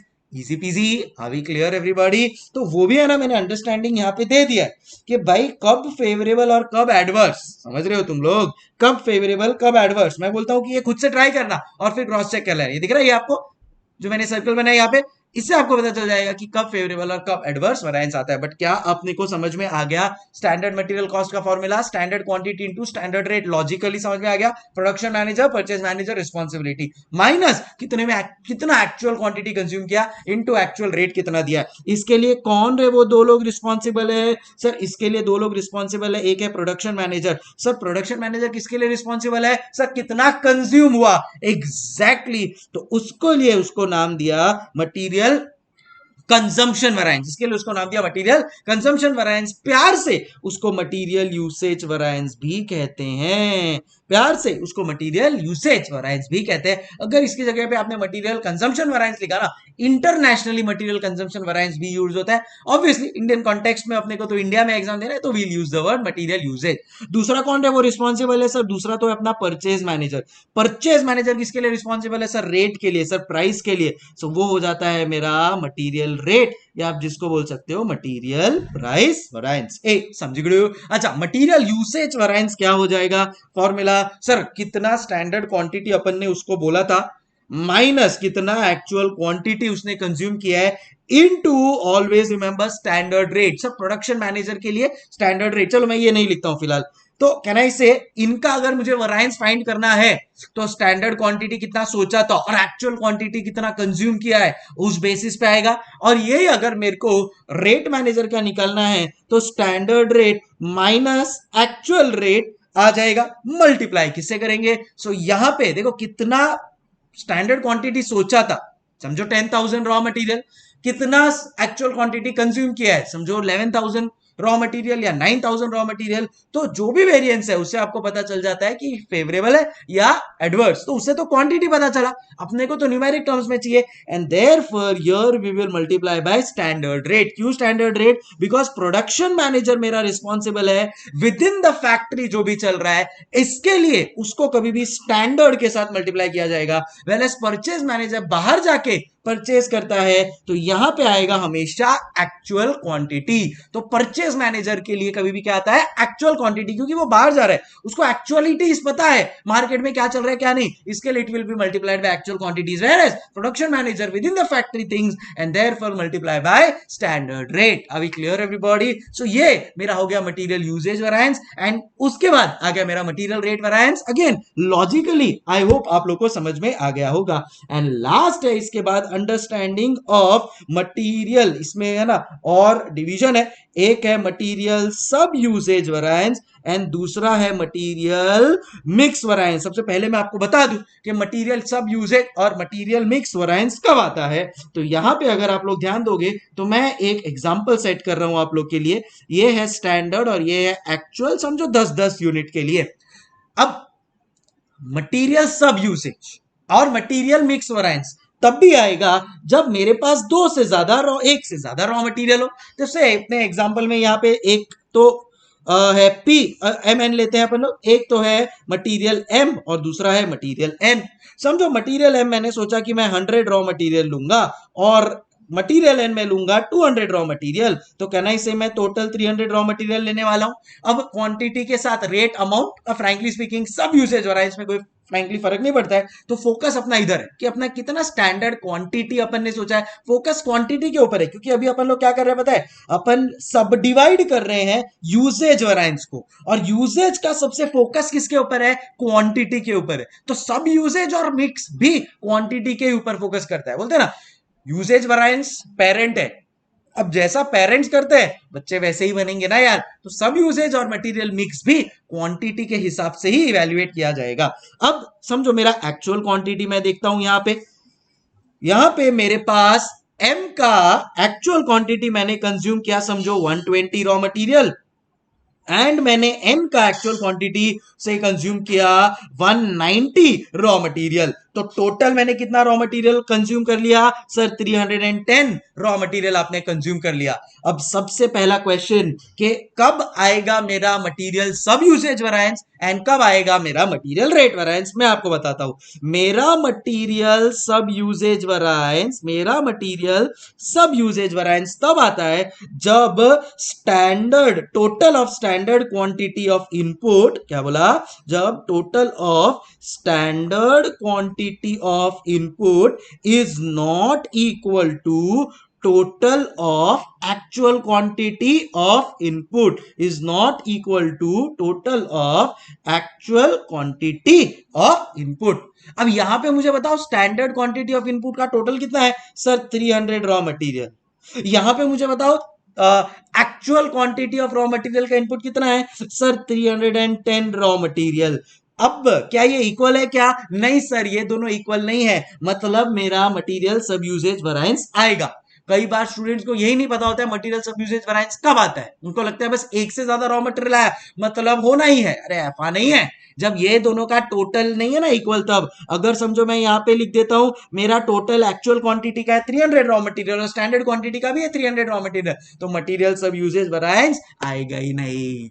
अभी क्लियर एवरीबॉडी। और सर मिक्स वेरिएंस कब आता है सर, वो भी बता दो मिक्स वेरिएंस कब आता है। तो आओ बताता हूं आपको मैं मिक्स वेरिएंस कब आता है। तो मटेरियल मिक्स वेरिएंस तब आता है जब ratio of standard is not equal to ratio of actual, ratio of actual। अगर आप ratio of standard देखोगे ना, यहां पे है 1:2 एंड मेरा एक्चुअल में कितना है, इट इज 1.2:1.9। ये दोनों इक्वल नहीं है। अगर ये दोनों इक्वल नहीं है then in that case material mix variance आएगा। कब, जब रेशियो इज नॉट इक्वल। समझो अगर मेरा ये 120 और 240 होता तो रेशियो 1:2 आ जाता, इन दैट केस मेरा मटेरियल मिक्स वेरिएंस आता ही नहीं। ए समझ अभी क्लियर एवरीबॉडी। तो this is where becomes so important, क्या become so important to understand कि बॉस कब कौन सा वेरिएंस आएगा। तो क्लियर हो गया आपको कब मटेरियल सब यूसेज वेरिएंस आएगा, कब मटेरियल मिक्स वेरिएंस आएगा। अब इसका कैलकुलेशन कैसे करना है, चलो आओ वो आप लोग को दिखाता हूं। अब इसका कैलकुलेशन कैसे करना है वो आप लोग को दिखाता हूं, आओ। ये अपन एज इट इज एग्जांपल को ही कंटिन्यू करेंगे। तो यहां पे मैंने कॉपी कर लिया है and here we are. Yes, तो ये समझो अपना एग्जाम्पल को अपन कंटिन्यू करते हैं, ओके यस। तो चलो अब कैसे कैलकुलेट करेंगे अपन मटेरियल सब यूसेज एंड मिक्स वेरिएंस, एक जादू करूंगा मैं और आपको देखना क्लियर हो जाएगा। सिर्फ एक काम करना है, बीच में यहां पे लिखना है SMQ which is called as standard mix quantity. बीच में उधर लिखना है अपने को SMQ which is called as standard mix quantity. जो भी एक्चुअल होता है ना इधर उसको एज इट इज कॉपी कर लो, जो भी एक्चुअल होता है ना एज इट इज कॉपी कर लो। तो यहां पे आप कॉपी कर लोगे as it is 310 raw material, as it is आप कॉपी कर लोगे 310 रॉ मटेरियल एंड रेशियो आप ले लोगे 1:2, सो अगर आपके हाथ में कैलकुलेटर है तो 310 डिवाइड बाय 3, सो 103.33, तो 103 लिख देते हैं उसको, माइनस 103 माइनस 310, यहां पे आ जाता है 207, यहां पे आ जाता है 207। अभी क्लियर एवरीवन। सो 310 रॉ मटेरियल का एक्चुअल इन स्टैंडर्ड रेशियो। बस एक चीज आप लोग से एक्सपेक्टेशन है कि ये आप बना लोगे ना तो मेरा काम हो जाएगा। क्या किया पता है मैंने ना, SMQ कैलकुलेट किया। कैसे कैलकुलेट किया SMQ, total of actual quantity किया मैंने, total of actual quantity in standard ratio. बस इतना सा आपसे एक्सपेक्टेड है। अब जादू देखेंगे आप, 5 मिनट के अंदर पूरा का पूरा फॉर्मूला आप लोग को देखना क्लियर हो जाएगा। अच्छा मुझे बताओ अपन क्या कैलकुलेट कर रहे हैं? सर अपन कैलकुलेट कर रहे हैं material sub usage variance and material mix variance. Sir अपन कैलकुलेट कर रहे हैं material sub usage variance and material mix variance. Material sub usage variance and material mix variance कैफे वो कैलकुलेट करना है, वो अब मैं आपको बताने वाला हूं। मुझे बताओ मटेरियल सब यूजेज वेरिएंस और मटेरियल मिक्स वेरिएंस किसका बच्चा है? किसका बच्चा है? उसका पेरेंट कौन है? करेक्ट, मटेरियल यूजेज वेरिएंस उसका पेरेंट है। तो मैंने इधर सबसे पहले मटेरियल यूजेज वेरिएंस का फॉर्मूला लिख लिया। क्या है वो? S Q minus A Q into S are. अच्छा अब आप मुझे एक बात बताओ, क्या मैं 3 - 1 को 3 - 9 + 9 - 1 लिख सकता हूं क्या? यस सर, दोनों में आंसर आपका 2 ही आएगा। क्या मैं 6 - 5 को 6 - 7 + 7 - 5 = 1, क्या मैं ऐसे लिख सकता हूं? Yes sir. तो आपकी परमिशन के साथ देखो भाई, सेम नंबर माइनस किया है प्लस किया है, सेम नंबर माइनस किया है प्लस किया है, तो can I write that? Yes sir, you can write that. अब देखो इधर मटेरियल यूसेज वेरिएंस क्या आ जाएगा? Standard quantity minus actual quantity into standard rate. यहां पे मैं लिखूंगा standard quantity minus, same number को मैं माइनस और प्लस करूंगा, minus S M Q plus S M Q minus A Q into S R. अभी clear everyone? So minus S M Q क्या, प्लस एस एम क्यू क्या, बस मेरा formula समझ लो बन गया, बस मेरा फॉर्मूला समझो बन गया। अब देखो ये इधर, ये इधर, ये देखो S Q minus A Q का मेरे को फॉर्मूला तो पता है, मैंने खाली सेम उसमें माइनस एस एम क्यू किया प्लस एस एम क्यू किया और मेरा ये फॉर्मूला बन गया। क्या फॉर्मूला बन गया? अब देखते हैं। S Q minus S M Q बन गया है मेरा एक formula, and S M Q minus A Q बन गया है मेरा फॉर्मूला। यस, यही तो फॉर्मूला है किसका? मटेरियल सब यूसेज और मटेरियल मिक्स का। देखो मल्टीप्लाई बाय एस आर तो दोनों में कॉमन है, तो वो तो मल्टीप्लाई कर दिया। बिंगो, जादू, ये रहा मेरा मटेरियल सब यूसेज का फॉर्मूला एंड ये रहा मेरा बिंगो मटेरियल मिक्स का फॉर्मूला। सिंपल। अब देखो मटेरियल सब यूसेज मतलब समझो, मटेरियल सब यूसेज कब आता है? Total of standard quantity of input, total of actual quantity of input same नहीं है। अगर आप देखोगे ना तो यहां पे एस एम क्यू और एस क्यू का रेशियो सेम है, बट इन दोनों का टोटल सेम नहीं है। S Q minus S M Q बन गया आपका मटेरियल सब यूसेज वेरिएंस। और अगर आप देखोगे ना तो एस एम क्यू और ए क्यू का टोटल सेम है, मतलब उधर सब यूसेज नहीं आएगा, उधर क्या आएगा? रेशियो अलग है। मतलब यहां पे आ गया मेरा मटेरियल मिक्स वेरिएंस। सो आपको जब भी आज के बाद सब यूसेज और मिक्स वेरिएंस कैलकुलेट करना है, आप क्या करोगे? मटेरियल यूसेज का फॉर्मूला लिख लोगे S Q minus A Q, उसमें minus S M Q plus S M Q कर दोगे एंड आपको मिल जाएगा material minus S M Q करके material usage variance and plus S M Q करके जो S M Q minus A Q बच रहा है वो बन जाएगा आपका मिक्स वेरिएंस। टिंग टिंग टिडिंग। सो आपको फॉर्मूला लर्न करने की जरूरत नहीं, ऑटोमेटिकली आपका सब फ्लो में सेट हो जाएगा। पब्लिक लॉजिकली समझ में आया आपको क्या कर रहे हैं अपन लोग स्टैंडर्ड कॉस्टिंग में? क्लियर है? अब मुझे बताओ, मेरे को अगर मटेरियल सब यूसेज का फॉर्मूला लिखना है तो मैं क्या लिखूंगा? Sir S Q minus S M Q plus S M Q, तो माइनस एस एम क्यू इधर आ जाएगा। और क्या बोला सर आपने? और आपने बोला है मटेरियल मिक्स वेरिएंस, वो क्या आ जाएगा?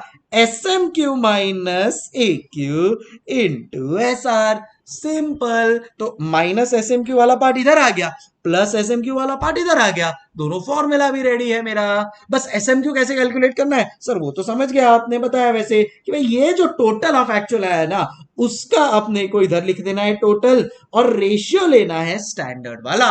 बन गया अपना एस एम क्यू एंड बन गए अपने सारे formulas of material variances in front of you. जी हाँ, एंड आप जैसा यहाँ पे देख सकते हो हर एक चीज मैंने यहां पे प्रेजेंट कर दी है, हर एक चीज मैंने यहां पे प्रेजेंट कर दी है। बस एक लास्ट पॉइंट आपको बोलना है कि हमेशा जब भी आप कंपैरिजन करो ना, जब भी आप कंपैरिजन करो ना स्टैंडर्ड और एक्चुअल का, जब भी आप स्टैंडर्ड और एक्चुअल का कंपैरिजन करो ना तो उसमें दोनों का आउटपुट सेम होना चाहिए। दोनों का आउटपुट सेम होना चाहिए। नहीं समझे, मैं आपको बताता हूं। समझो स्टैंडर्ड आपने बनाया था 10,000 यूनिट्स ऑफ आउटपुट के लिए, समझो स्टैंडर्ड आपने बनाया था 10,000 यूनिट्स ऑफ आउटपुट के लिए, और एक्चुअल में आपने प्रोड्यूस किया है 10,500 यूनिट्स ऑफ आउटपुट। हाँ, ये दोनों आउटपुट की बात कर रहा हूं। समझो आपने स्टैंडर्ड बनाया था 10,000 यूनिट्स आप बनाने वाले हो आउटपुट। समझो आपने बोला था 10,000 पेन्स बनाने वाले हो, पेन एक आउटपुट है, आउटपुट की बात कर रहा हूं।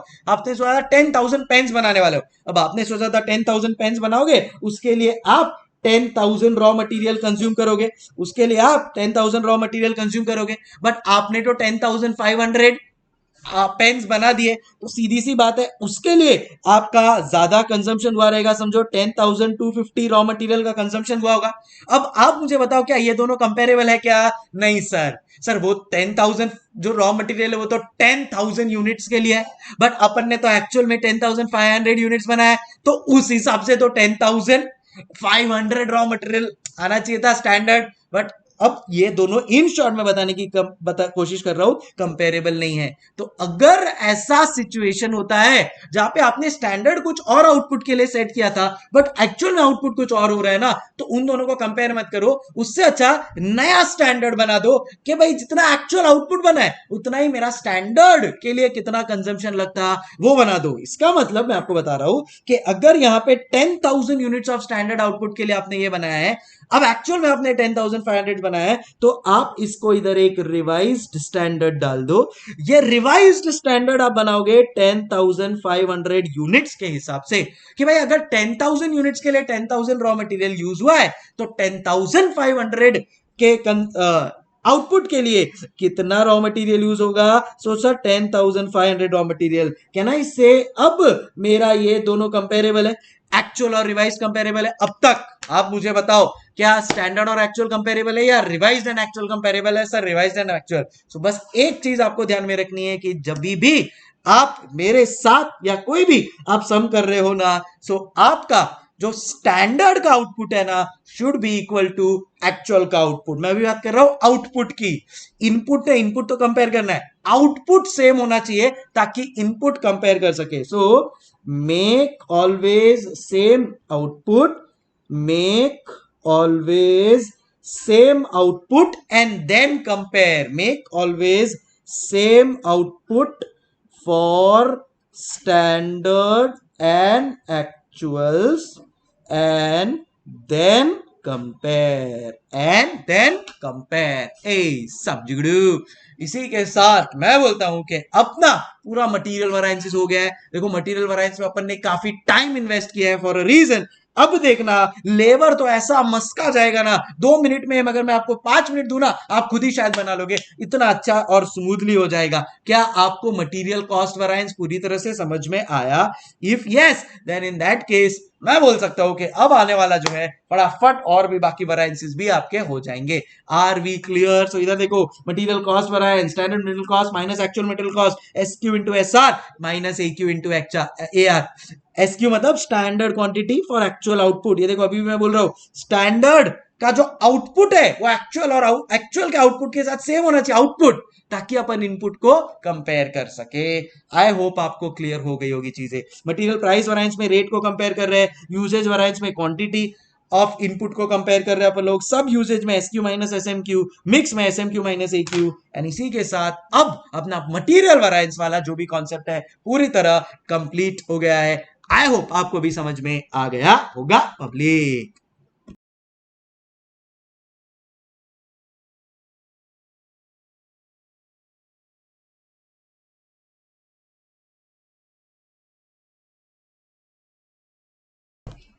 तो भाई अब आएंगे अपन कॉन्सेप्ट ऑफ लेबर वैरायंस के ऊपर। एंड आप नोट करोगे कि यार लेबर वैरायंस अपना एकदम फटाफट होने वाला है, जैसा कि अपन ने मटेरियल में किया। तो मटेरियल का सबसे पहला वैरायंस क्या है? देखो द होल कॉन्सेप्ट ऑफ या the whole point of putting so much time on material cost variances was simple, क्योंकि मुझे पता है कि अब इससे मेरा जो लेबर वाला वैरायंसेस है ना वो मेरा 5 मिनट में हो जाएगा।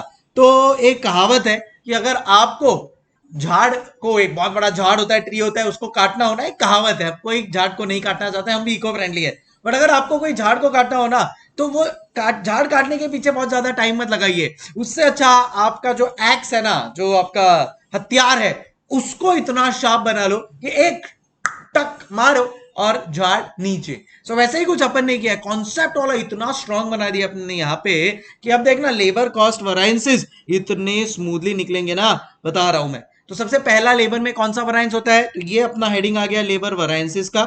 तो सेम टू सेम इसको कनेक्ट करते जाना है अपने को विद आर मटेरियल वराइंसेस, करोगे ना। चलो आओ, तो लेबर वराइंसेस में सबसे पहला कौन सा होगा, देखो मटेरियल में कौन सा था पहला, सर मटेरियल कॉस्ट वराइंस, तो लेबर में क्या होगा, लेबर कॉस्ट वराइंस। मटेरियल में क्या था अपना formula, standard material cost minus actual material cost, तो लेबर में क्या होगा, correct, standard labour cost minus actual labour cost. अच्छा, उधर फॉर्मूला क्या था स्टैंडर्ड मटेरियल कॉस्ट का, कि भाई दो लोग रिस्पॉन्सिबल थे sir, production manager purchase manager, यहां पे भी दो लोग रिस्पॉन्सिबल है, labour manager who is responsible for the hours. जैसे वहां पे मेरा जो प्रोडक्शन मैनेजर था वो क्वांटिटी कंज्यूम्ड के ऊपर रिस्पॉन्सिबल था, यहां पे मेरा लेबर मैनेजर होगा जो मेरे आवर्स के लिए रिस्पॉन्सिबल होगा। तो इधर का फॉर्मूला बढ़ेगा स्टैंडर्ड आवर्स, कि भाई टोटल कितना आवर्स लगने वाले, multiply by standard rate, multiply by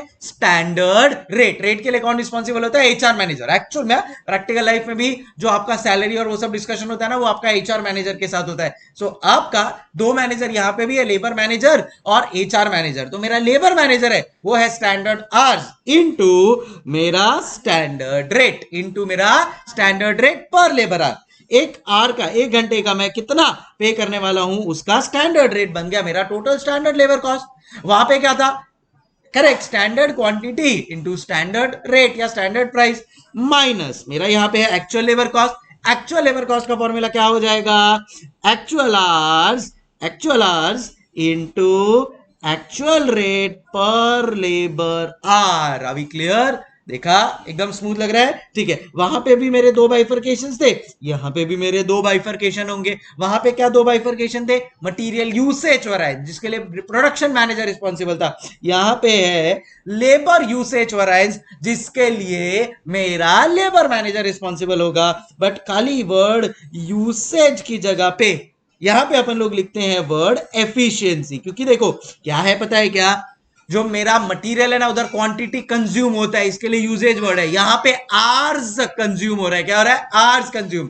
और आर्स के बेसिस पे अगर किसी को जज करते हो ना तो वो एफिशिएंसी होता है, कि भाई आपको बोला कि कोई काम 10 घंटे में करो, आपने वो काम 8 घंटे में कर दिया तो आप एफिशिएंट हो। आपको कोई काम 10 घंटे में बोला, उसकी जगह आपने 12 घंटे लिए, आप इनएफिशिएंट हो। तो क्या चेक हो रहा है, आपका एफिशिएंसी चेक हो रहा है। सो कभी भी आर्स के बेस पे एफिशिएंसी चेक होता है, and that is called as labour efficiency variance, जिसका फॉर्मूला हो जाएगा standard hours minus actual hours into उधर क्या था स्टैंडर्ड रेट, यहां पे भी standard rate, simple. And labour efficiency variance के बाद मेरा यहां पे आ जाता है लेबर रेट वैरिएंस। बोलो formula, standard rate minus actual rate into actual eyes. Hey, समझ गए, अभी क्लियर एवरीबॉडी। सो इसी के साथ हो गया मेरा ये कॉस्ट वैरिएंस, लेबर के वैरिएंसेस। अच्छा, लेबर एफिशिएंसी उधर सर मटेरियल यूजेज दो पार्ट में डिवाइड हुआ था,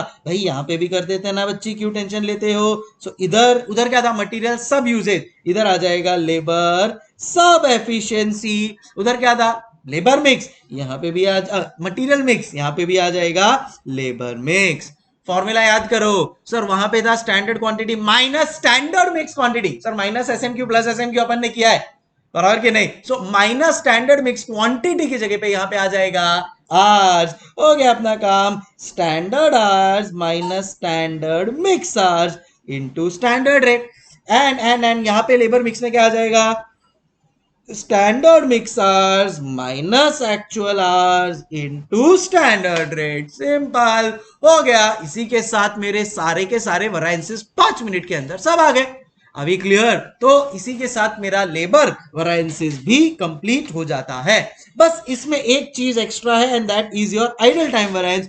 वो अभी मैं आपको बता देता हूं क्या है। तो आइडल टाइम वैरिएंस अगर आपको क्वेश्चन में दिया हो तो देखो क्या होता है, यूजुअली तो यही इतना ही पार्ट आता है। बट समझो अपन लोग को कुछ एडवांस लेवल क्वेश्चन आ गया और अगर आइडल टाइम वेरिएंस है तो इन दैट केस क्या सिचुएशन होगा, तो देखो, तो उसमें भी पहला जो है मेरा लेबर कॉस्ट वेरिएंस वो तो यार एफा का वैफा ही रहता है, तो लेबर कॉस्ट वेरिएंस जो है मेरा वो अभी भी मेरा standard labour cost minus actual labour cost ही रहेगा। अभी भी मेरा standard labour cost standard hours into standard rate minus actual hours into actual rate यही रहेगा। ठीक है, अब बाइफर्केशन कहां पे आता है, यहां पे आता है labour efficiency variance, labour idle time variance and labour rate variance. इसमें भी आपको बता दूं जो लेबर रेट वेरिएंस है वही रहेगा, standard rate minus actual rate into actual hours. तो यहां पे भी कोई चेंज नहीं है, यहां पे भी कोई चेंज नहीं है, मेरा लेबर एफिशिएंसी का फॉर्मूला भी वही रहता है, standard hours minus actual hours into standard rate. तो सर चेंज क्या हो रहा है, बस एक छोटा सा चेंज है वो मैं आपको बता देता हूं। अच्छा, और एक चीज, यहां पे भी ये जो फॉर्मूला है वो भी सेम रहते हैं, फॉर्मूला में कोई चेंज नहीं है, सिर्फ एक छोटा सा चेंज है, वो है कि यहां पे एक बाइफर्केशन हो जाता है एक्चुअल आवर्स वर्क और एक्चुअल आवर्स अवेलेबल में। इसका मतलब क्या है, अगर मैं छोटा सा एग्जांपल दूं तो समझो आप ऑफिस जाते हो, सुबह 10:30 बजे ऑफिस पहुंच गए और आपका 7:30 बजे ऑफिस से निकलने का टाइम है, तो ये जो 10:30 से 7:30 है 9 आवर्स हो गए, ये आपका ऑफिशियल वर्किंग टाइम है टोटल पूरा, करेक्ट। इसको कहते हैं ग्रॉस आवर्स, इसको कहते हैं ग्रॉस आवर्स, और इसको टेक्निकल लैंग्वेज में कहते हैं एक्चुअल आवर्स पेड, क्योंकि आपको ये पूरे के पूरे 9 घंटे के लिए पेमेंट मिल रहा है। बट क्या आप 9 घंटा कंटिन्यूअसली काम करते हो क्या, आप मुझे बताओ, 10:30 से 7:30 कंटिन्यूअसली काम करते हो या बीच में लंच ब्रेक लोगे, बीच में थोड़ा कॉफी ब्रेक ले लोगे, बीच में थोड़ा बायो ब्रेक ले लोगे, तो वो जो टाइम है ना उसको कहते हैं एक्चुअल आवर्स वर्क। कि भाई मैं ना बीच में 1 घंटा मेरा निकाल दू, 9 घंटा कंटिन्यूअसली मैं कोई थोड़ा मशीन हो जो काम करते रहूंगा, 1 घंटा बीच में साइड पे निकाल दो, so that is called as net hours, ये हो जाएगा एक्चुअल आवर्स वर्कड। एंड अब जो मेरा बच जाता है उसको कहते हैं आइडल टाइम, समझे। तो मैं तो इधर 9 आवर्स काम करने वाला था, इसकी जगह पे मैंने 8 आवर्स ही काम किया, और जेन्युइनली मतलब ऐसा नहीं कि 1 घंटा टाइम पास किया, बट 1 घंटा तो खाने में, लंच में, कॉफी में, बायो ब्रेक में निकल जाता है। तो ये जो आइडल टाइम आता है ना, इसको मल्टीप्लाई करते हैं अपन लोग स्टैंडर्ड रेट पर आवर के हिसाब से, अपने को मिल जाता है आइडल टाइम वेरिएंस, अपने को मिल जाता है आइडल टाइम वेरिएंस, एंड ये आइडल टाइम वेरिएंस एक ऐड हो गया, बस सिंपल। बाकी पूरा फॉर्मूला तो वही है, बस याद रखना है कि यहां पे अब एक्चुअल आवर्स की जगह पे लिखना है एक्चुअल आवर्स पेड, मतलब ग्रॉस वाला पूरा वाला आवर्स। यहां पे भी अपन लिखते हैं ग्रॉस वाला, खाली एक जगह पे आता है net hours and this is this, यहां पे आता है एक्चुअल आवर्स वर्क। जो मेरा नेट आवर्स है ना वो मेरा खाली यहां पे आ जाता है। अब इसका सर बाइफर्केशन करते हो तो वही मेरा लेबर सब एफिशिएंसी वेरिएंस, वही मेरा लेबर मिक्स वेरिएंस, वही मेरा लेबर सब एफिशिएंसी वेरिएंस के लिए फॉर्मूला क्या हो जाएगा, standard hours minus standard mix hours into standard rate, and labour mix के लिए हो जाएगा स्टैंडर्ड मिक्स आवर्स माइनस, बस याद रखना यहां पे आ जाएगा actual hours work into standard rate. देखो बात क्या है पता है क्या, लेबर एफिशिएंसी का बच्चा है लेबर मिक्स, तो बच्चा है तो जैसा मम्मी पापा करेंगे बच्चा वही फॉलो करेगा। तो दो जगह पे लेबर एफिशिएंसी और लेबर मिक्स वेरिएंस में एक्चुअल आवर्स वर्कड आता है, लेबर रेट और लेबर कॉस्ट वेरिएंस में एक्चुअल आवर्स पेड आता है, और उन दोनों का जो डिफरेंस है वो एडजस्ट हो जाता है लेबर आइडल टाइम वेरिएंस में। अभी एब्सोल्युटली क्लियर क्या, खुद से भी आप लिख पाओगे क्या पूरा, डेफिनेटली सर। बस ये रहा, देखो रिस्पॉन्सिबिलिटी किसका है लेबर कॉस्ट वेरिएंस का, एक लेबर मैनेजर, एक HR personal manager. Labour cost variance standard labour cost minus actual labour cost, फिर एक है efficiency standard hours minus actual hours into standard rate, rate का देखो standard rate minus actual rate. Idle time है always adverse ही रहेगा, क्योंकि idle time ऐसा टाइम है जहां पे कोई काम नहीं कर रहा है बट उसको फिर भी आप पेमेंट कर रहे हो, तो सीधी सी बात है वो तो आपका ऑलवेज ऑलवेज ऑलवेज एडवर्स ही रहेगा। फिर इसके अंदर सब efficiency variance standard hours minus standard mix hours, and mix variance standard mix hours minus actual hours, and इसी के साथ कंप्लीट होता है मेरा labour variances as well. And यहाँ पे आप जैसा देख सकते हो आपको कब फेवरेबल कब एडवर्स है उसका भी आइडिया दे दिया है। तो भाई अगर अपन ने जो आवर्स सोचा था उससे ज्यादा एक्चुअल में आवर्स कंज्यूम किया तो ज्यादा पे करना पड़ेगा, वो एडवर्स बन जाता है, एंड वाइस वर्सा। और रेट में अपन ने सोचा 10 रुपए देंगे, 11 रुपया दिया, then in that case adverse हो जाता है अगर ज्यादा दिया तो। सो वो भी यहाँ पे एक्सप्लेन कर दिया है। आपके पास पूरा का पूरा डायग्राम रेडी है। आई होप पूरा का पूरा आपको लेबर कंप्लीट क्लियरली हो गया होगा। तो इसी के साथ मेरे दो वैरायंसेस हो गए हैं, मटेरियल वैरायंसेस, लेबर वैरायंसेस। कॉमन इसमें भी वो बात रहेगी ही रहेगी जो यहां पे अपन ने लिखी है, make always same output for standard and an actual and then compare. भाई सीधी सी बात है भाई, अगर मैंने बोला था 10,000 यूनिट बनाने के लिए 10,000 घंटे लगेंगे, तो अगर मैंने 11,000 यूनिट बनाए तो वो 11,000 यूनिट के लिए जो आवर्स लगने वाला है वो 10,000 यूनिट के आवर्स से कंपेरेबल ही नहीं होंगे। तो उसके लिए मुझे स्टैंडर्ड को पहले एक्चुअल पे लेके जाना है।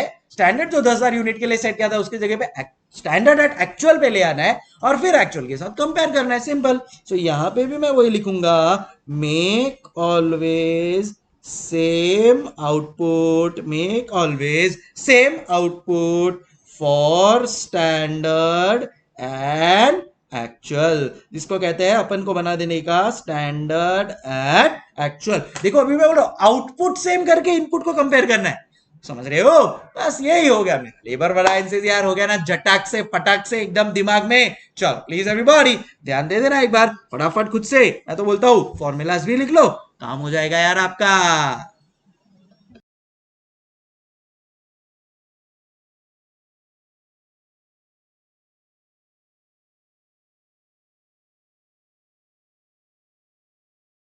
चलो भाई अब आते हैं फिक्स्ड ओवरहेड वेरिएंस के ऊपर। फिक्स्ड ओवरहेड वेरिएंस यार एकदम सिंपल है, बताऊं मैं आपको। आओ देखो इधर खाली 15 मिनट ध्यान देना, मेरे एग्जाम्पल को बराबर से समझ लेना, फिर बाद में लाइफ में कोई भी क्वेश्चन आने दो फिक्स्ड ओवरहेड वेरिएंसेस के ऊपर, और देखो आप कितना स्मूथली उसको मैनेज करोगे। आओ देखो मैं आपको दिखाता हूं। देखो एक चीज बहुत क्लियर है कि अपन यहाँ पे क्या कर रहे हैं, रिस्पॉन्सिबिलिटी अकाउंटिंग। क्या कर रहे हैं अपन लोग, रिस्पॉन्सिबिलिटी अकाउंटिंग। तो रिस्पॉन्सिबिलिटी अकाउंटिंग में अपना फोकस किसके ऊपर होता है कि भाई कौन मैनेजर्स है और उसको क्या रिस्पॉन्सिबिलिटी दिया है और उसने उसके सामने कैसा परफॉर्म किया है। यही है बेसिकली मेरा स्टैंडर्ड कॉस्टिंग। तो अब मैं रिस्पॉन्सिबिलिटी देना चाहता हूं मेरे फिक्स्ड ओवरहेड एक्सपेंडिचर मैनेजर को, और ये फिक्स्ड ओवरहेड एक्सपेंडिचर मैनेजर को मैं बोलना चाहता हूं कि भाई देख अब तेरा रिस्पॉन्सिबिलिटी है कि तू जितना फिक्स्ड ओवरहेड बोल रहा है उतने में पूरा काम करके दिखाना। तो सबसे पहले मुकेश भाई फिक्स्ड ओवरहेड वेरिएंसेस के लिए सबसे पहले कौन से मैनेजर के पास जाएंगे, कौन रिस्पॉन्सिबल है? सर सीधी सी बात है, fixed overhead expenditure manager responsible है। तो बस अब यहां पे मुकेश भाई जा रहे हैं किसके पास, फिक्स्ड ओवरहेड एक्सपेंडिचर मैनेजर के पास, और उसके पास से अपन पता लगा रहे हैं कि भाई टोटल कितना बजटेड फिक्स्ड ओवरहेड एक्सपेंडिचर होने वाला है। तो मैं कौन हूं, मैं हूं मुकेश भाई, और मुकेश भाई जा रहे हैं फिक्स्ड ओवरहेड एक्सपेंडिचर मैनेजर के पास और उसको जाके पूछ रहे हैं, सुन टोटल कितना फिक्स्ड ओवरहेड होने वाला है आने वाले साल में, पूरा का पूरा तेरा कैलकुलेशन करके बता मेरे को कि भाई तेरा टोटल सैलरी के ऊपर कितना खर्चा होने वाला है, रेंट के ऊपर कितना खर्चा होने वाला है, और क्या क्या तेरे जो भी खर्चे सोच ले, उसके ऊपर जो भी इन्फ्लेशन लगेगा सब समझ ले और फिर मुझे जवाब दे। मेरे को मेरे फिक्स्ड ओवरहेड एक्सपेंडिचर मैनेजर ने बोला कि सर मेरा टोटल खर्चा होने वाला है 10 लाख रुपया। कितना होने वाला है मेरा टोटल खर्चा, 10 लाख रुपया। अब अगर 10 लाख रुपए का मेरा यहाँ पे खर्चा होने वाला है तो ये मैं रिकवर किससे करूंगा, क्या ना इसे प्रोडक्शन से रिकवर करूंगा। जितने ज्यादा यूनिट्स में प्रोड्यूस करूंगा उतना मेरा ये रिकवर होगा। तो मैं यहाँ पे लिखता हूं मेरा यूनिट्स प्रोड्यूस्ड, मैं यहाँ पे लिखता हूं मेरा यूनिट्स प्रोड्यूस्ड। भाई कितना यूनिट्स प्रोड्यूस करने वाला हूं वो कौन बताएगा, सेकंड मेरा manager which is production manager. देखो पहले मैं गया फिक्स्ड ओवरहेड एक्सपेंडिचर मैनेजर के पास, उसने बोला 10 लाख का खर्चा होने वाला है। फिर मैं गया यूनिट्स प्रोड्यूस या प्रोडक्शन मैनेजर के पास, उसने मुझे बोला कि भाई 1 लाख यूनिट्स प्रोड्यूस करने हैं। सो क्या हो जाएगा, रिकवरी रेट पर यूनिट। अच्छा सॉरी भाई, तुम्हारे को तो रिकवरी रेट पर यूनिट क्या है नहीं पता होगा, चलो मैं आपको बता देता हूं क्या होता है इसका मतलब। देखो भाई टोटल, अब समझो ना आप मुकेश अंबानी हो, ठीक है, आप टोटल पूरे साल में 1 लाख यूनिट बनाने वाले हो, टोटल फिक्स्ड ओवरहेड का खर्चा होने वाला है 10 लाख रुपया। आप एक यूनिट के ऊपर कितना कॉस्ट आपको लगने वाला है उसको कहते हैं रिकवरी रेट पर यूनिट, समझे? तो आपका हर यूनिट के ऊपर कितना खर्चा होने वाला है, सब मेरा हर यूनिट के ऊपर होने वाला है 10 रुपया। कैसे? सो सर टोटल 10 लाख का खर्चा है, हर खर्चे पे 1 लाख टोटल, मतलब 10 लाख का जो खर्चा है वो मैं रिकवर किससे करूंगा, वो मैं मेरे प्रोडक्शन से रिकवर करूंगा। प्रोडक्शन कितना होने वाला है, 1 लाख यूनिट का होने वाला है। तो रिकवरी रेट पर यूनिट कितना हुआ, ₹10 पर यूनिट, ₹10 पर यूनिट। तो यहां पे हो गया ₹10 लाख, एंड ये 10 लाख के सामने 1 लाख यूनिट्स का प्रोडक्शन। तो मेरा ₹10 पर यूनिट का टोटल बजट आने वाला है। ए समझ गए, क्लियर एवरीबॉडी? Yes sir. अब सामने मैं देखता हूं कि भाई मेरा एक्चुअल्स में क्या खर्चा हुआ है, बराबर के नहीं। अब मैं देखूंगा कि मेरा एक्चुअल्स में सीन क्या हुआ है। तो मेरा फिक्स्ड ओवरहेड एक्सपेंडिचर बजट था ₹10 लाख का। मैंने सोच के रखा था कि भाई ₹10 लाख का मेरा खर्चा होने वाला है।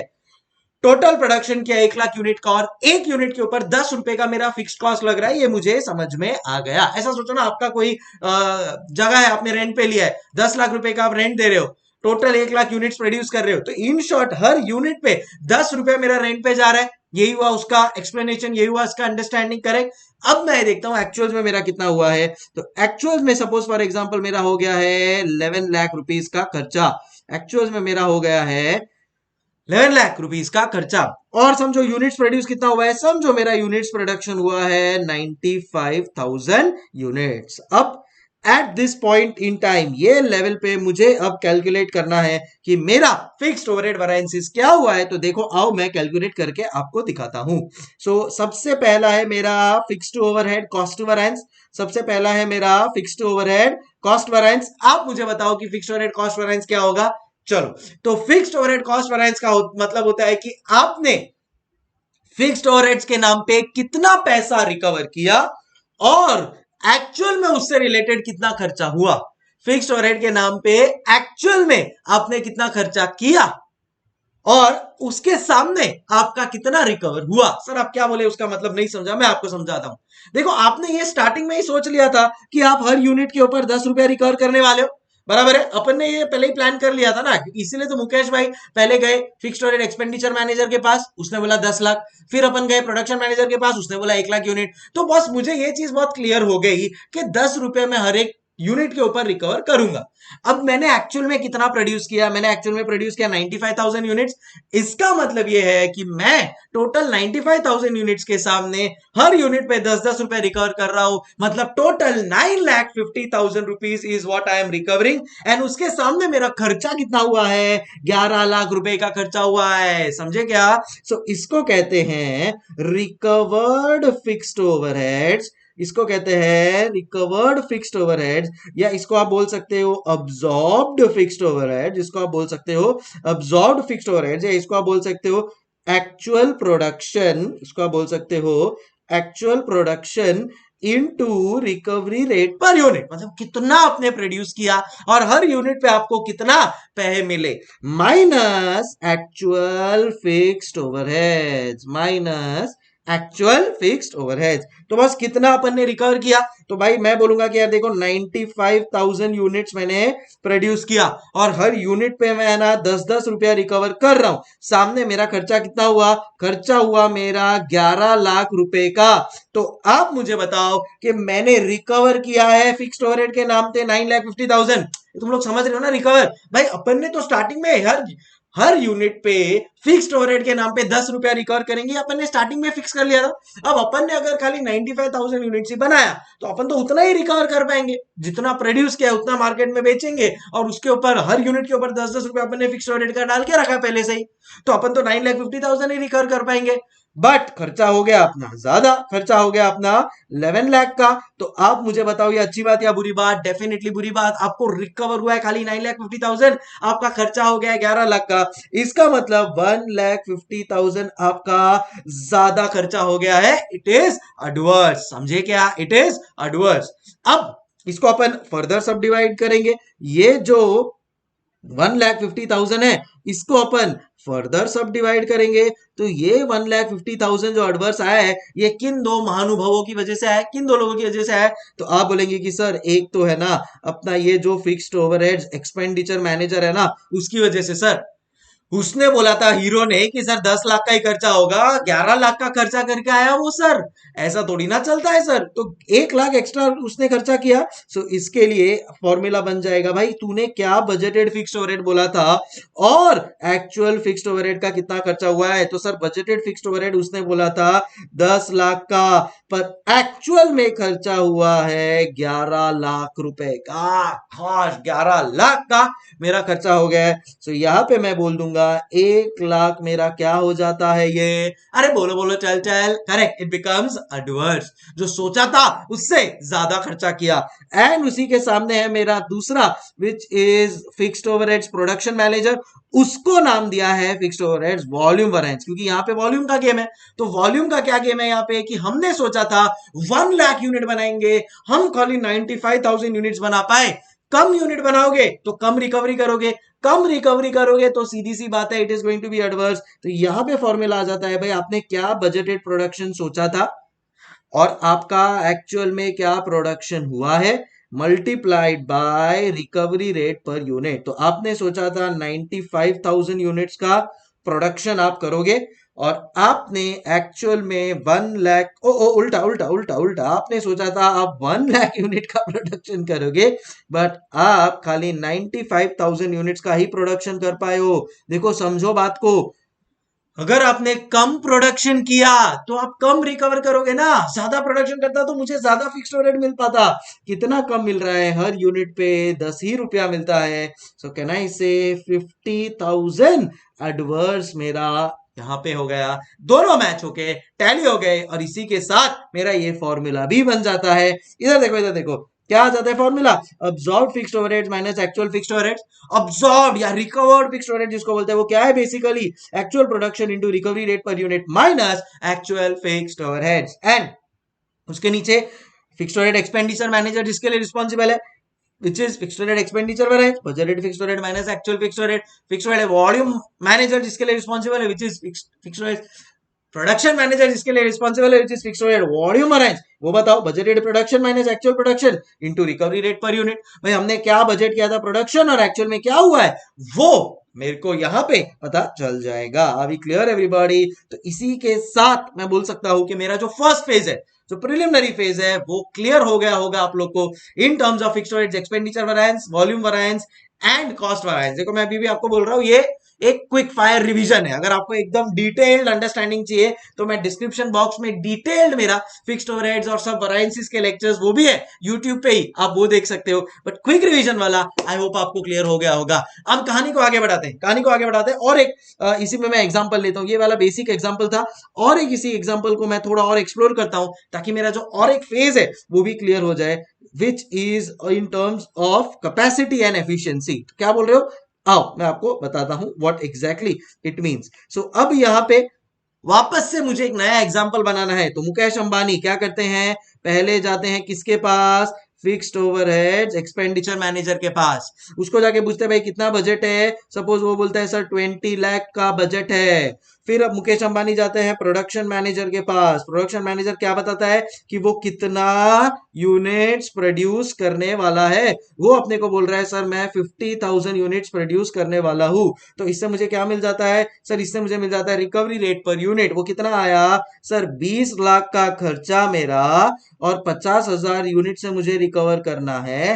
तो इन शॉर्ट कैन आई से 40 रुपीज पर यूनिट मैं रिकवरी रेट पर यूनिट रखूंगा। मतलब हर जो वो प्रोडक्ट मैं बना रहा हूं उस पे 40 रुपीज का मेरा फिक्स्ड ओवरहेड का खर्चा हो रहा है। एकदम क्लियर है। अब इसमें और एक कहानी में ट्विस्ट डाल देता हूं, and that is labour hours, and that is labour hours. तो लेबर आवर्स के ऊपर मेरा क्या ओवरऑल सिनारियो है वो समझने की कोशिश करते हैं। तो अब मैं नेक्स्ट जाता हूं लेबर आवर्स के ऊपर। तो ये एक नया चीज है, ध्यान से समझना। अब मैं लेबर मैनेजर के पास गया और उसको बोला कि भाई देख 50,000 यूनिट बनाना है, कितना टाइम लगेगा, 50,000 यूनिट बनाने को कितना टाइम लगेगा। तो मेरे को मेरा लेबर मैनेजर बोलता है कि सर 50,000 यूनिट बनाने को है ना, अपने को से आप ले लो 1 लाख आवर्स लगेगा। कितना, 1 लाख आवर्स लगेगा। तो टोटल एक यूनिट बनाने को 2 घंटा लगेगा बेसिकली।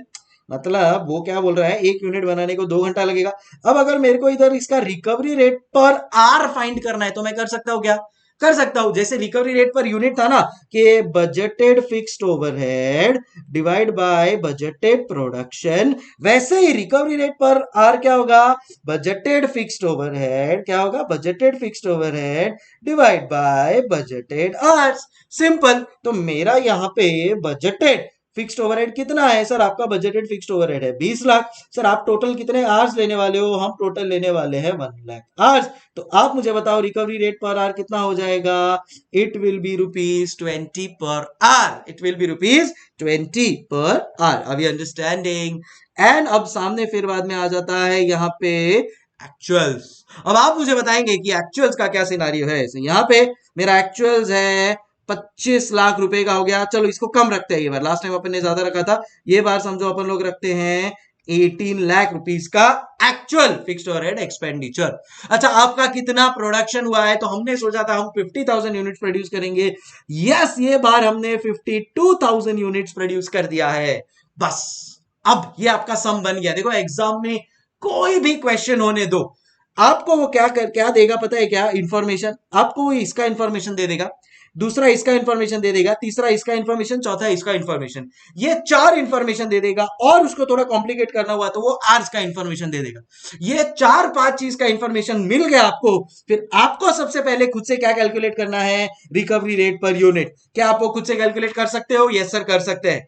फिर आपको दूसरा क्या कैलकुलेट करना है, रिकवरी रेट पर आर। क्या आप वो खुद से कैलकुलेट कर सकते हो? यस सर कर सकते हैं। और क्या चाहिए लाइफ में? तो अगर ये दोनों आप कैलकुलेट कर सकते हो, then in that case life is very very simple. आओ अब मैं आपको बताता हूं कि कैसे इसको अपन लोग सॉल्व कर सकते हैं। तो सबसे पहला क्या आता है मेरा, फिक्स्ड ओवरहेड्स कॉस्ट वैरिएंस। क्या था कॉस्ट वैरिएंस में, याद करो फॉर्मूला, कितना मेरे को फिक्स्ड ओवरहेड्स के नाम पे रिकवर हुआ है, कितना मेरे को फिक्स्ड ओवरहेड्स के नाम पे रिकवर हुआ है, मतलब actual production into recovery rate per unit. भाई अब्सॉर्ब्ड फिक्स्ड ओवरहेड्स जिसको बोलते हैं यार, या जिसको रिकवर्ड फिक्स्ड ओवरहेड्स बोलते हैं यार, समझे क्या, कितना रिकवर हो रहा है मेरा। तो भाई मैं टोटल प्रोडक्शन कर रहा हूं 52,000 यूनिट्स का, और हर यूनिट के ऊपर कितना मेरे को रिकवर हो रहा है, 40 रुपया पर यूनिट मेरे को रिकवर हो रहा है।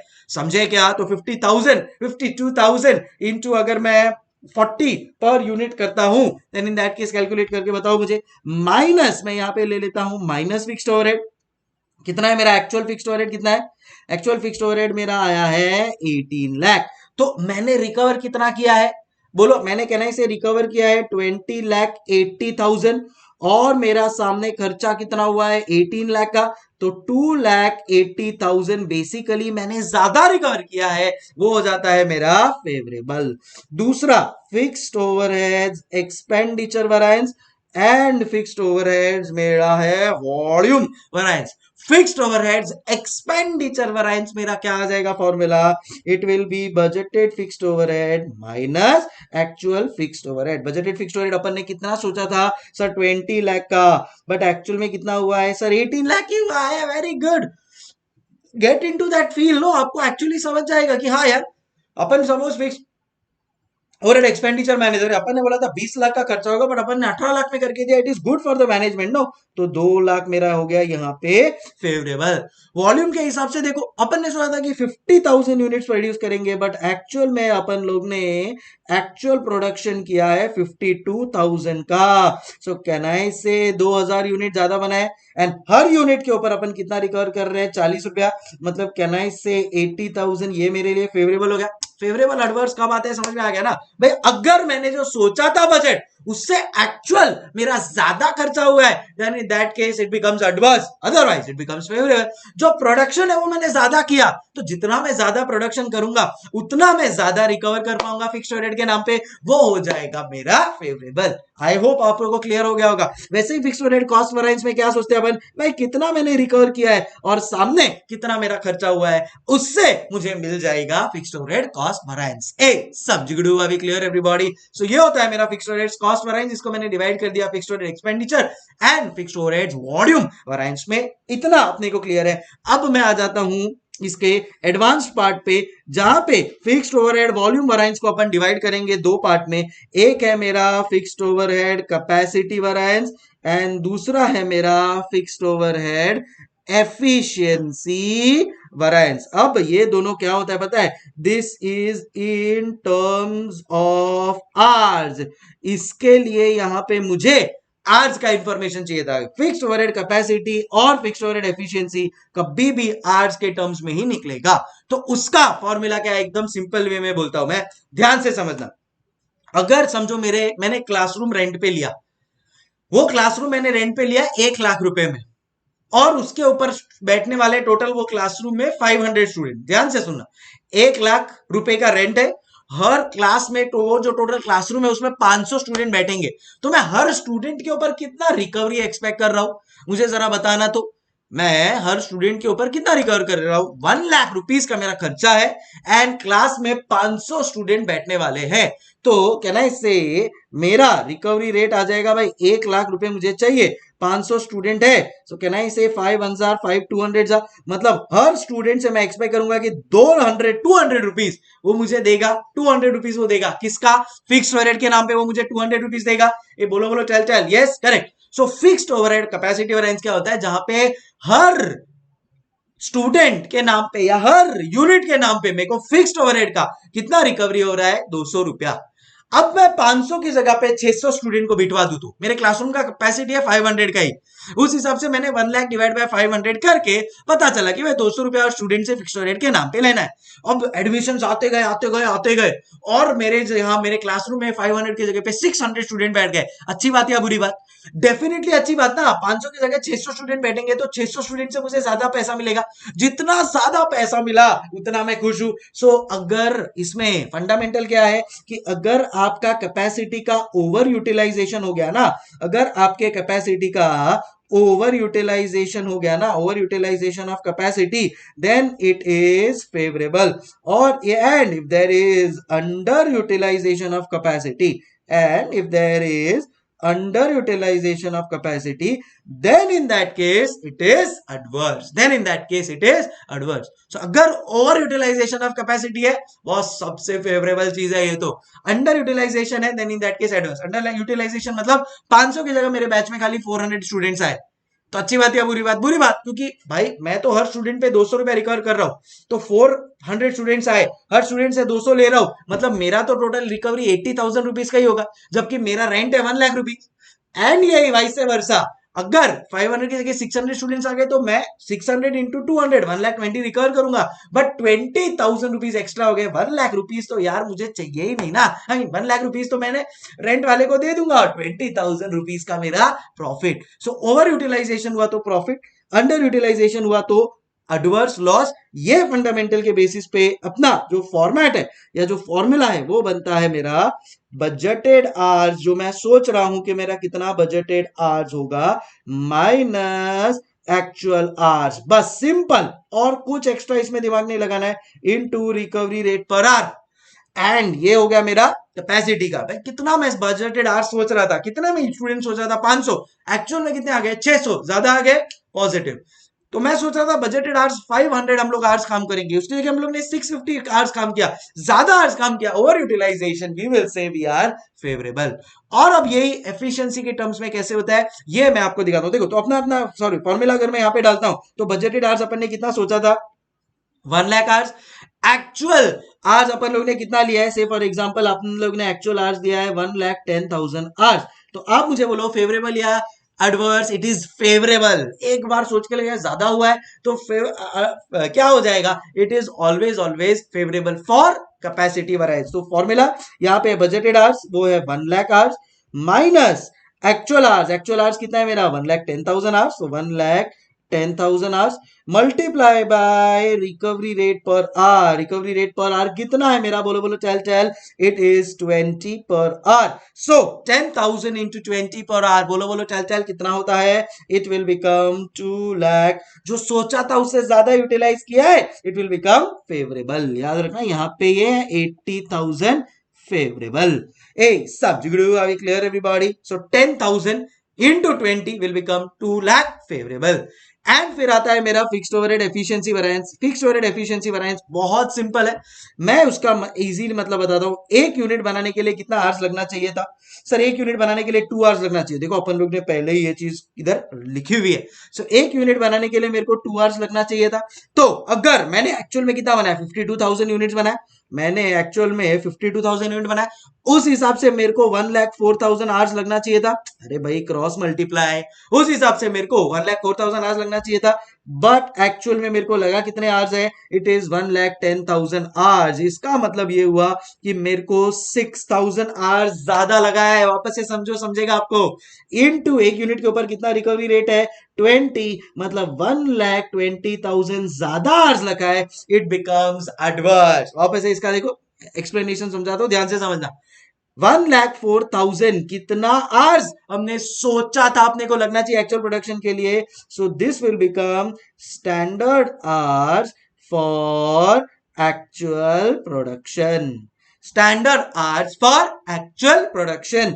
एंड सामने मेरे को एक्चुअल आवर्स कितना लग रहा है, multiply by recovery rate per are. समझ गए?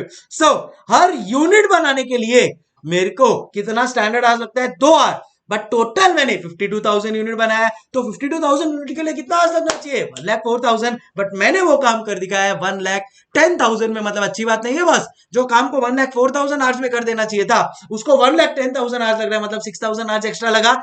एक्स्ट्रा लगा है तो एक्स्ट्रा मेरा इज नॉट गुड, एक्स्ट्रा खर्चा हुआ है, it becomes adverse. Are we clear everybody? So ये फॉर्मूला क्या बनता है? Standard hours for actual production. Actual production के लिए कितना स्टैंडर्ड आवर्स लगना चाहिए था और एक्चुअल में कितना लगा है, वो कंपैरिजन करके मेरा आ जाता है फिक्स्ड ओवरहेड एफिशिएंसी वेरिएंस। ए आपको समझ में आया क्या? If yes then in that case अपन इसी के साथ कंप्लीट करते हैं अपना फिक्स्ड ओवरहेड के सारे वेरिएंसेस। एक चिल्लर वेरिएंस है, वो मैं आपको ऐसे ही समझा देता हूं, वो है मेरा कैलेंडर वेरिएंस। वो एकदम इजी है।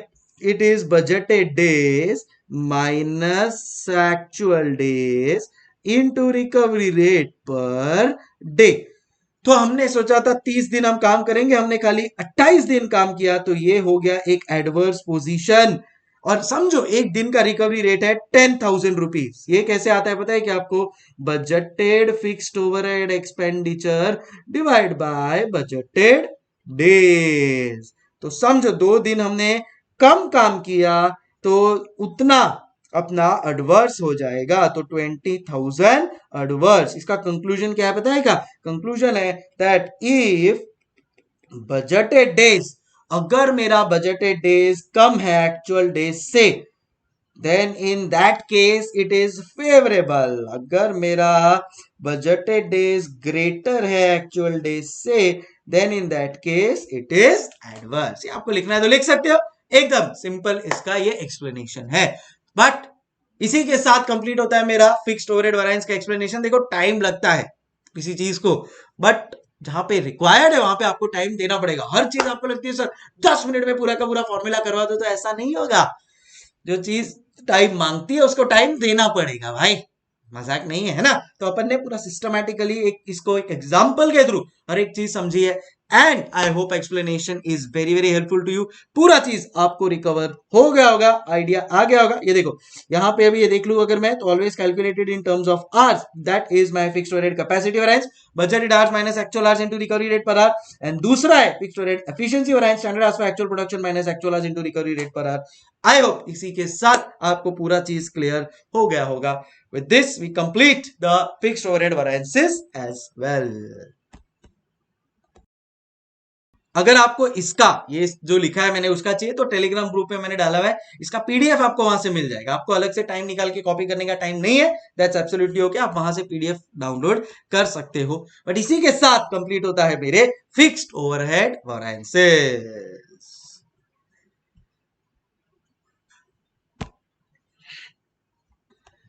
And the last formula is variable overheads related variances. चलो आओ देखते हैं उसमें क्या होगा। सबसे इजी देखो, मटेरियल में 5 वेरिएंसेस थे, लेबर में 6 वेरिएंस थे, आइडल टाइम वेरिएंस को भी गिन ले तो फिक्स्ड ओवरहेड में 6-7 वेरिएंस देख लिया अपन लोग ने।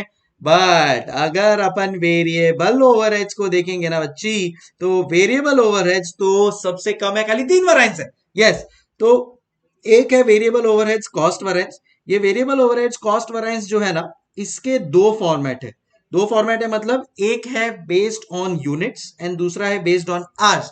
डिपेंड्स आपको क्वेश्चन में क्या इंफॉर्मेशन गिवन है। अगर इंफॉर्मेशन क्वेश्चन में गिवन है इन टर्म्स ऑफ यूनिट्स तो अलग कैलकुलेशन होगा, अगर इंफॉर्मेशन गिवन है इन टर्म्स ऑफ आवर्स तो अलग कैलकुलेशन होगा। अगर यूनिट्स में इंफॉर्मेशन दी हुई है then in that case formula क्या हो जाएगा, एकदम सिंपल। देखो कि अपना जो बेसिक है वेरिएबल ओवरहेड्स कॉस्ट वेरिएंस का जो बेसिक फंडामेंटल है वो तो वही रहने वाला है बॉस, वो तो वही रहने वाला है। तो अगर मैं यहाँ पे वो फॉर्मूला लिखता हूं standard variable overhead minus actual variable overhead, तो ये जो बेसिक फॉर्मूला है ये तो यही लेने वाला है। अब इन टर्म्स ऑफ फॉर्मूला यहां पे इन यूनिट्स में आ जाता है कि भाई कितना standard variable overhead rate per unit है minus actual variable overhead rate per unit कितना है multiply by actual production. Actual production क्यों, ऑलवेज रिमेंबर दैट अपन एक्चुअल प्रोडक्शन को सेम कर देंगे, स्टैंडर्ड एट एक्चुअल मतलब स्टैंडर्ड का प्रोडक्शन और एक्चुअल का प्रोडक्शन सेम कर देंगे ताकि इनपुट्स को कंपेयर कर सके।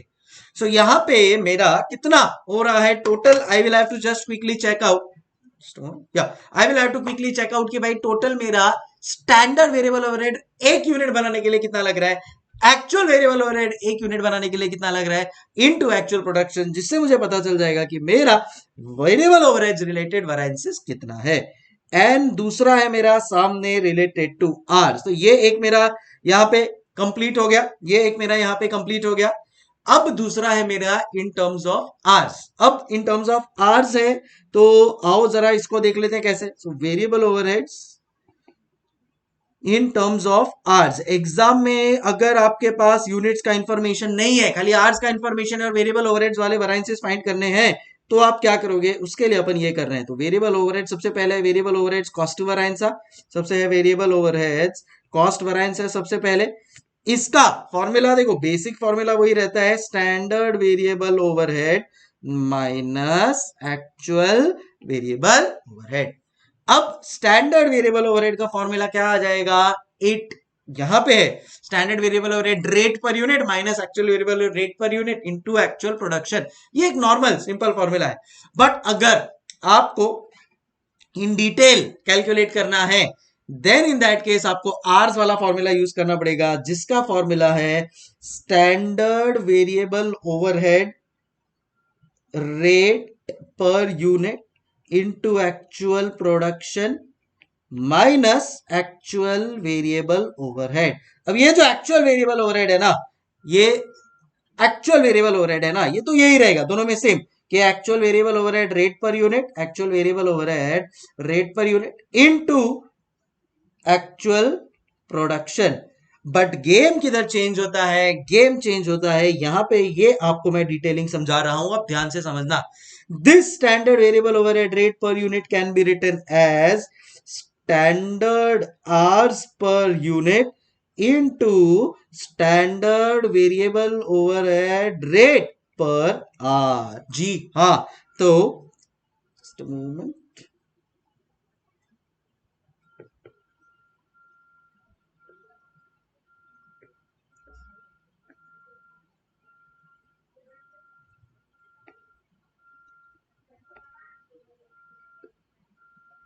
चलो ऐसे इसको लिखते हैं, क्यों मैं ऐसे लिख रहा हूं आपको बताऊंगा, डोंट वरी।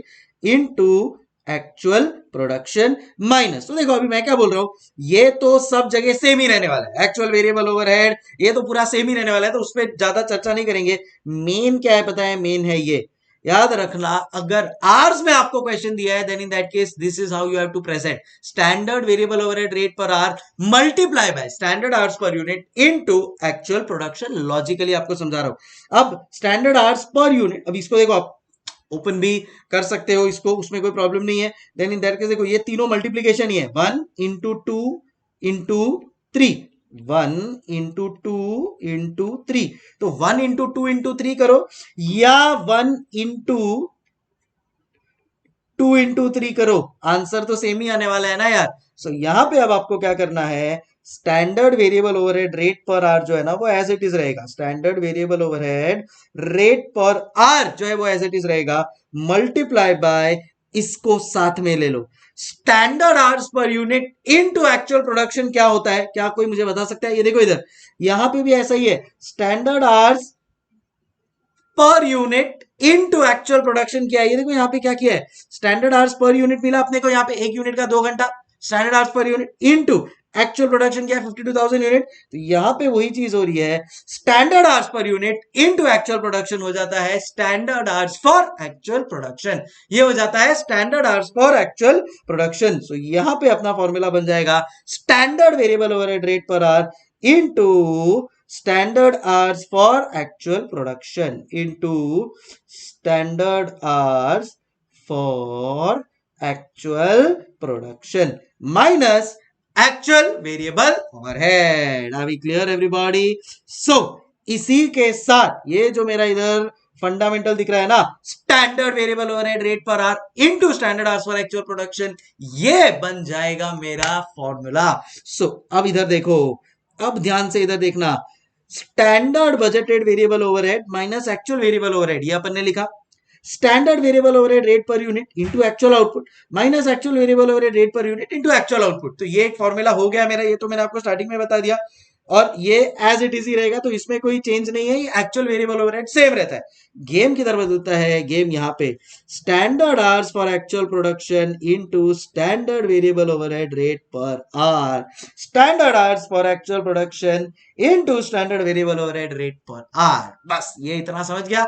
अब देखो लाइफ एकदम सिंपल है, माइनस एक्चुअल वेरिएबल ओवरहेड करना है आपको, इसको दो पार्ट में डिवाइड कर देंगे अपन लोग। दो पार्ट है, एक है variable overhead expenditure variance and दूसरा है मेरा वेरिएबल ओवरहेड एफिशिएंसी वेरिएंस। ये जो वेरिएबल ओवरहेड एक्सपेंडिचर और एफिशिएंसी है ना, ये always in terms of hours calculate किया जाता है, always in terms of hours calculate किया जाता है। तो कैसे कैलकुलेट करेंगे इसको, standard variable overhead rate per our, भाई पर आवर कितना अपन लोग खर्चा करने वाले वेरिएबल ओवरहेड के ऊपर, minus actual variable overhead rate per hour into same वही एक्चुअल प्रोडक्शन। और एफिशिएंसी वाला जो है वो कैसे कैलकुलेट करेंगे, स्टैंडर्ड आवर्स, ये अपन कैसे करेंगे, standard hours for actual production minus actual hours. देखो एफिशिएंसी कभी भी इन टर्म्स ऑफ आवर्स होता है ना, कि भाई कितना आवर्स में काम कर लेना चाहिए था। सर ये standard hours for actual production minus actual hours तो सेम लग रहा है जो फिक्स्ड ओवरहेड एफिशिएंसी वेरिएंस का और इसका है, यस सेम ही है वो। So standard hours for actual production minus actual hours into यहां पे अपन लोग कर लेंगे एक्चुअल प्रोडक्शन। यहां पे सॉरी ये okay okay okay okay okay okay देखो यहां पे पहले आपको एक्सप्लेनेशन दे देता हूं कि एग्जैक्टली क्या हो रहा है। यहां पे अपन लोग रेट को कंपेयर कर रहे हैं, standard variable overhead rate per our minus actual variable overhead rate per hour into actual production. यहां पे क्या कर रहा है, एक्चुअल प्रोडक्शन नहीं, यहां पे एक्चुअल आवर्स आ जाएगा, बेसिकली यहां पे आ जाएगा एक्चुअल आवर्स, ठीक है। एंड एफिशिएंसी में अपन लोग क्या कंपेयर कर रहे हैं, आवर्स, कि भाई कितना आवर्स लगना चाहिए था स्टैंडर्ड, माइनस कितना एक्चुअल में आवर्स लगा है into standard variable overhead rate per hour into standard variable overhead rate per hour. अभी क्लियर एवरीबॉडी? सो इसी के साथ मेरा वेरिएबल ओवरहेड्स भी कंप्लीट, एकदम इजी पीजी, खाली 3 इसमें करने थे। तो एक्सपेंडिचर में अपन रेट को कंपेयर करते हैं, याद रखना एक्सपेंडिचर में अपन रेट को कंपेयर करते हैं। तो standard variable overhead rate per hour minus actual variable overhead rate per hour into actual hours work. And यहाँ पे वेरिएबल ओवरहेड एफिशिएंसी में क्या होता है, आवर्स, भाई कितना आवर्स लगना चाहिए था standard hours for actual production minus actual में तूने कितना काम किया है into standard variable overhead rate per are. ए समझ गए? अभी क्लियर एवरीबॉडी? सो इसी के साथ कंप्लीट होता है मेरा वेरिएबल ओवरहेड्स भी। कुछ पॉइंट्स है, पॉइंट्स टू बी नोटेड कि total hours is same for labour variable and variable fixed overheads, मतलब टोटल आवर्स जो रहता है ना जहां पे भी, सो से फॉर एग्जांपल यहाँ पे ये जो एक्चुअल आवर्स है, ये एक्चुअल आवर्स वेरिएबल ओवरहेड का हो, फिक्स्ड ओवरहेड का हो या लेबर का हो, ये सब सेम ही रहेगा, क्योंकि एक ही फैक्ट्री में काम हो रहा है, एक ही प्रोडक्ट के लिए काम हो रहा है, तो आवर्स तो सेम ही लगने वाले। सो वो सेम ही रहेगा, एक पॉइंट टू बी नोटेड है। इसी के साथ कंप्लीट होता है मेरे सारे फॉर्मूलाज। एंड अगर आपको एग्जाम में कोई भी क्वेश्चन आता है इन टर्म्स ऑफ स्टैंडर्ड कॉस्टिंग, ये जो इधर मैंने आपको यहाँ पे फॉर्मूलाज लिखा है ना, मैं बोल रहा हूं एक वर्ड भी उसके बाहर पे नहीं आएगा।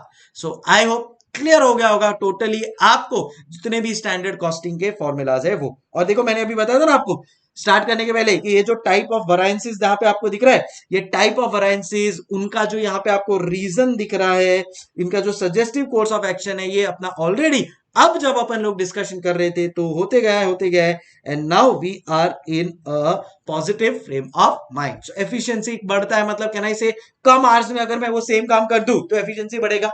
कैसे एफिशिएंसी बढ़ेगा? अगर इनको अच्छा प्रॉपर हेल्दी वर्किंग एनवायरनमेंट मिल गया, ट्रेनिंग मिल गया, देन इन दैट केस मिल जाएगा वो एफिशिएंसी आपका ऑटोमेटिकली इंक्रीज हो जाएगा। रेट अगर आपको देखना है तो भाई क्या इंक्रीमेंट्स है, कितना ओवर टाइम दे रहे हो, टाइम शेड्यूलिंग बराबर है कि नहीं, जॉब एलोकेशन बराबर है कि नहीं, तो उससे आपका रेट प्रॉपर हो सकता है। सो all of these already discussed here. So I hope इसी के साथ अपना पूरा जितने भी वैरिएंसेस हैं, फिक्स्ड, वेरिएबल, मटेरियल, लेबर, सब के सब आप लोग को क्लियर हो गए होंगे। अभी क्लियर एवरीबॉडी?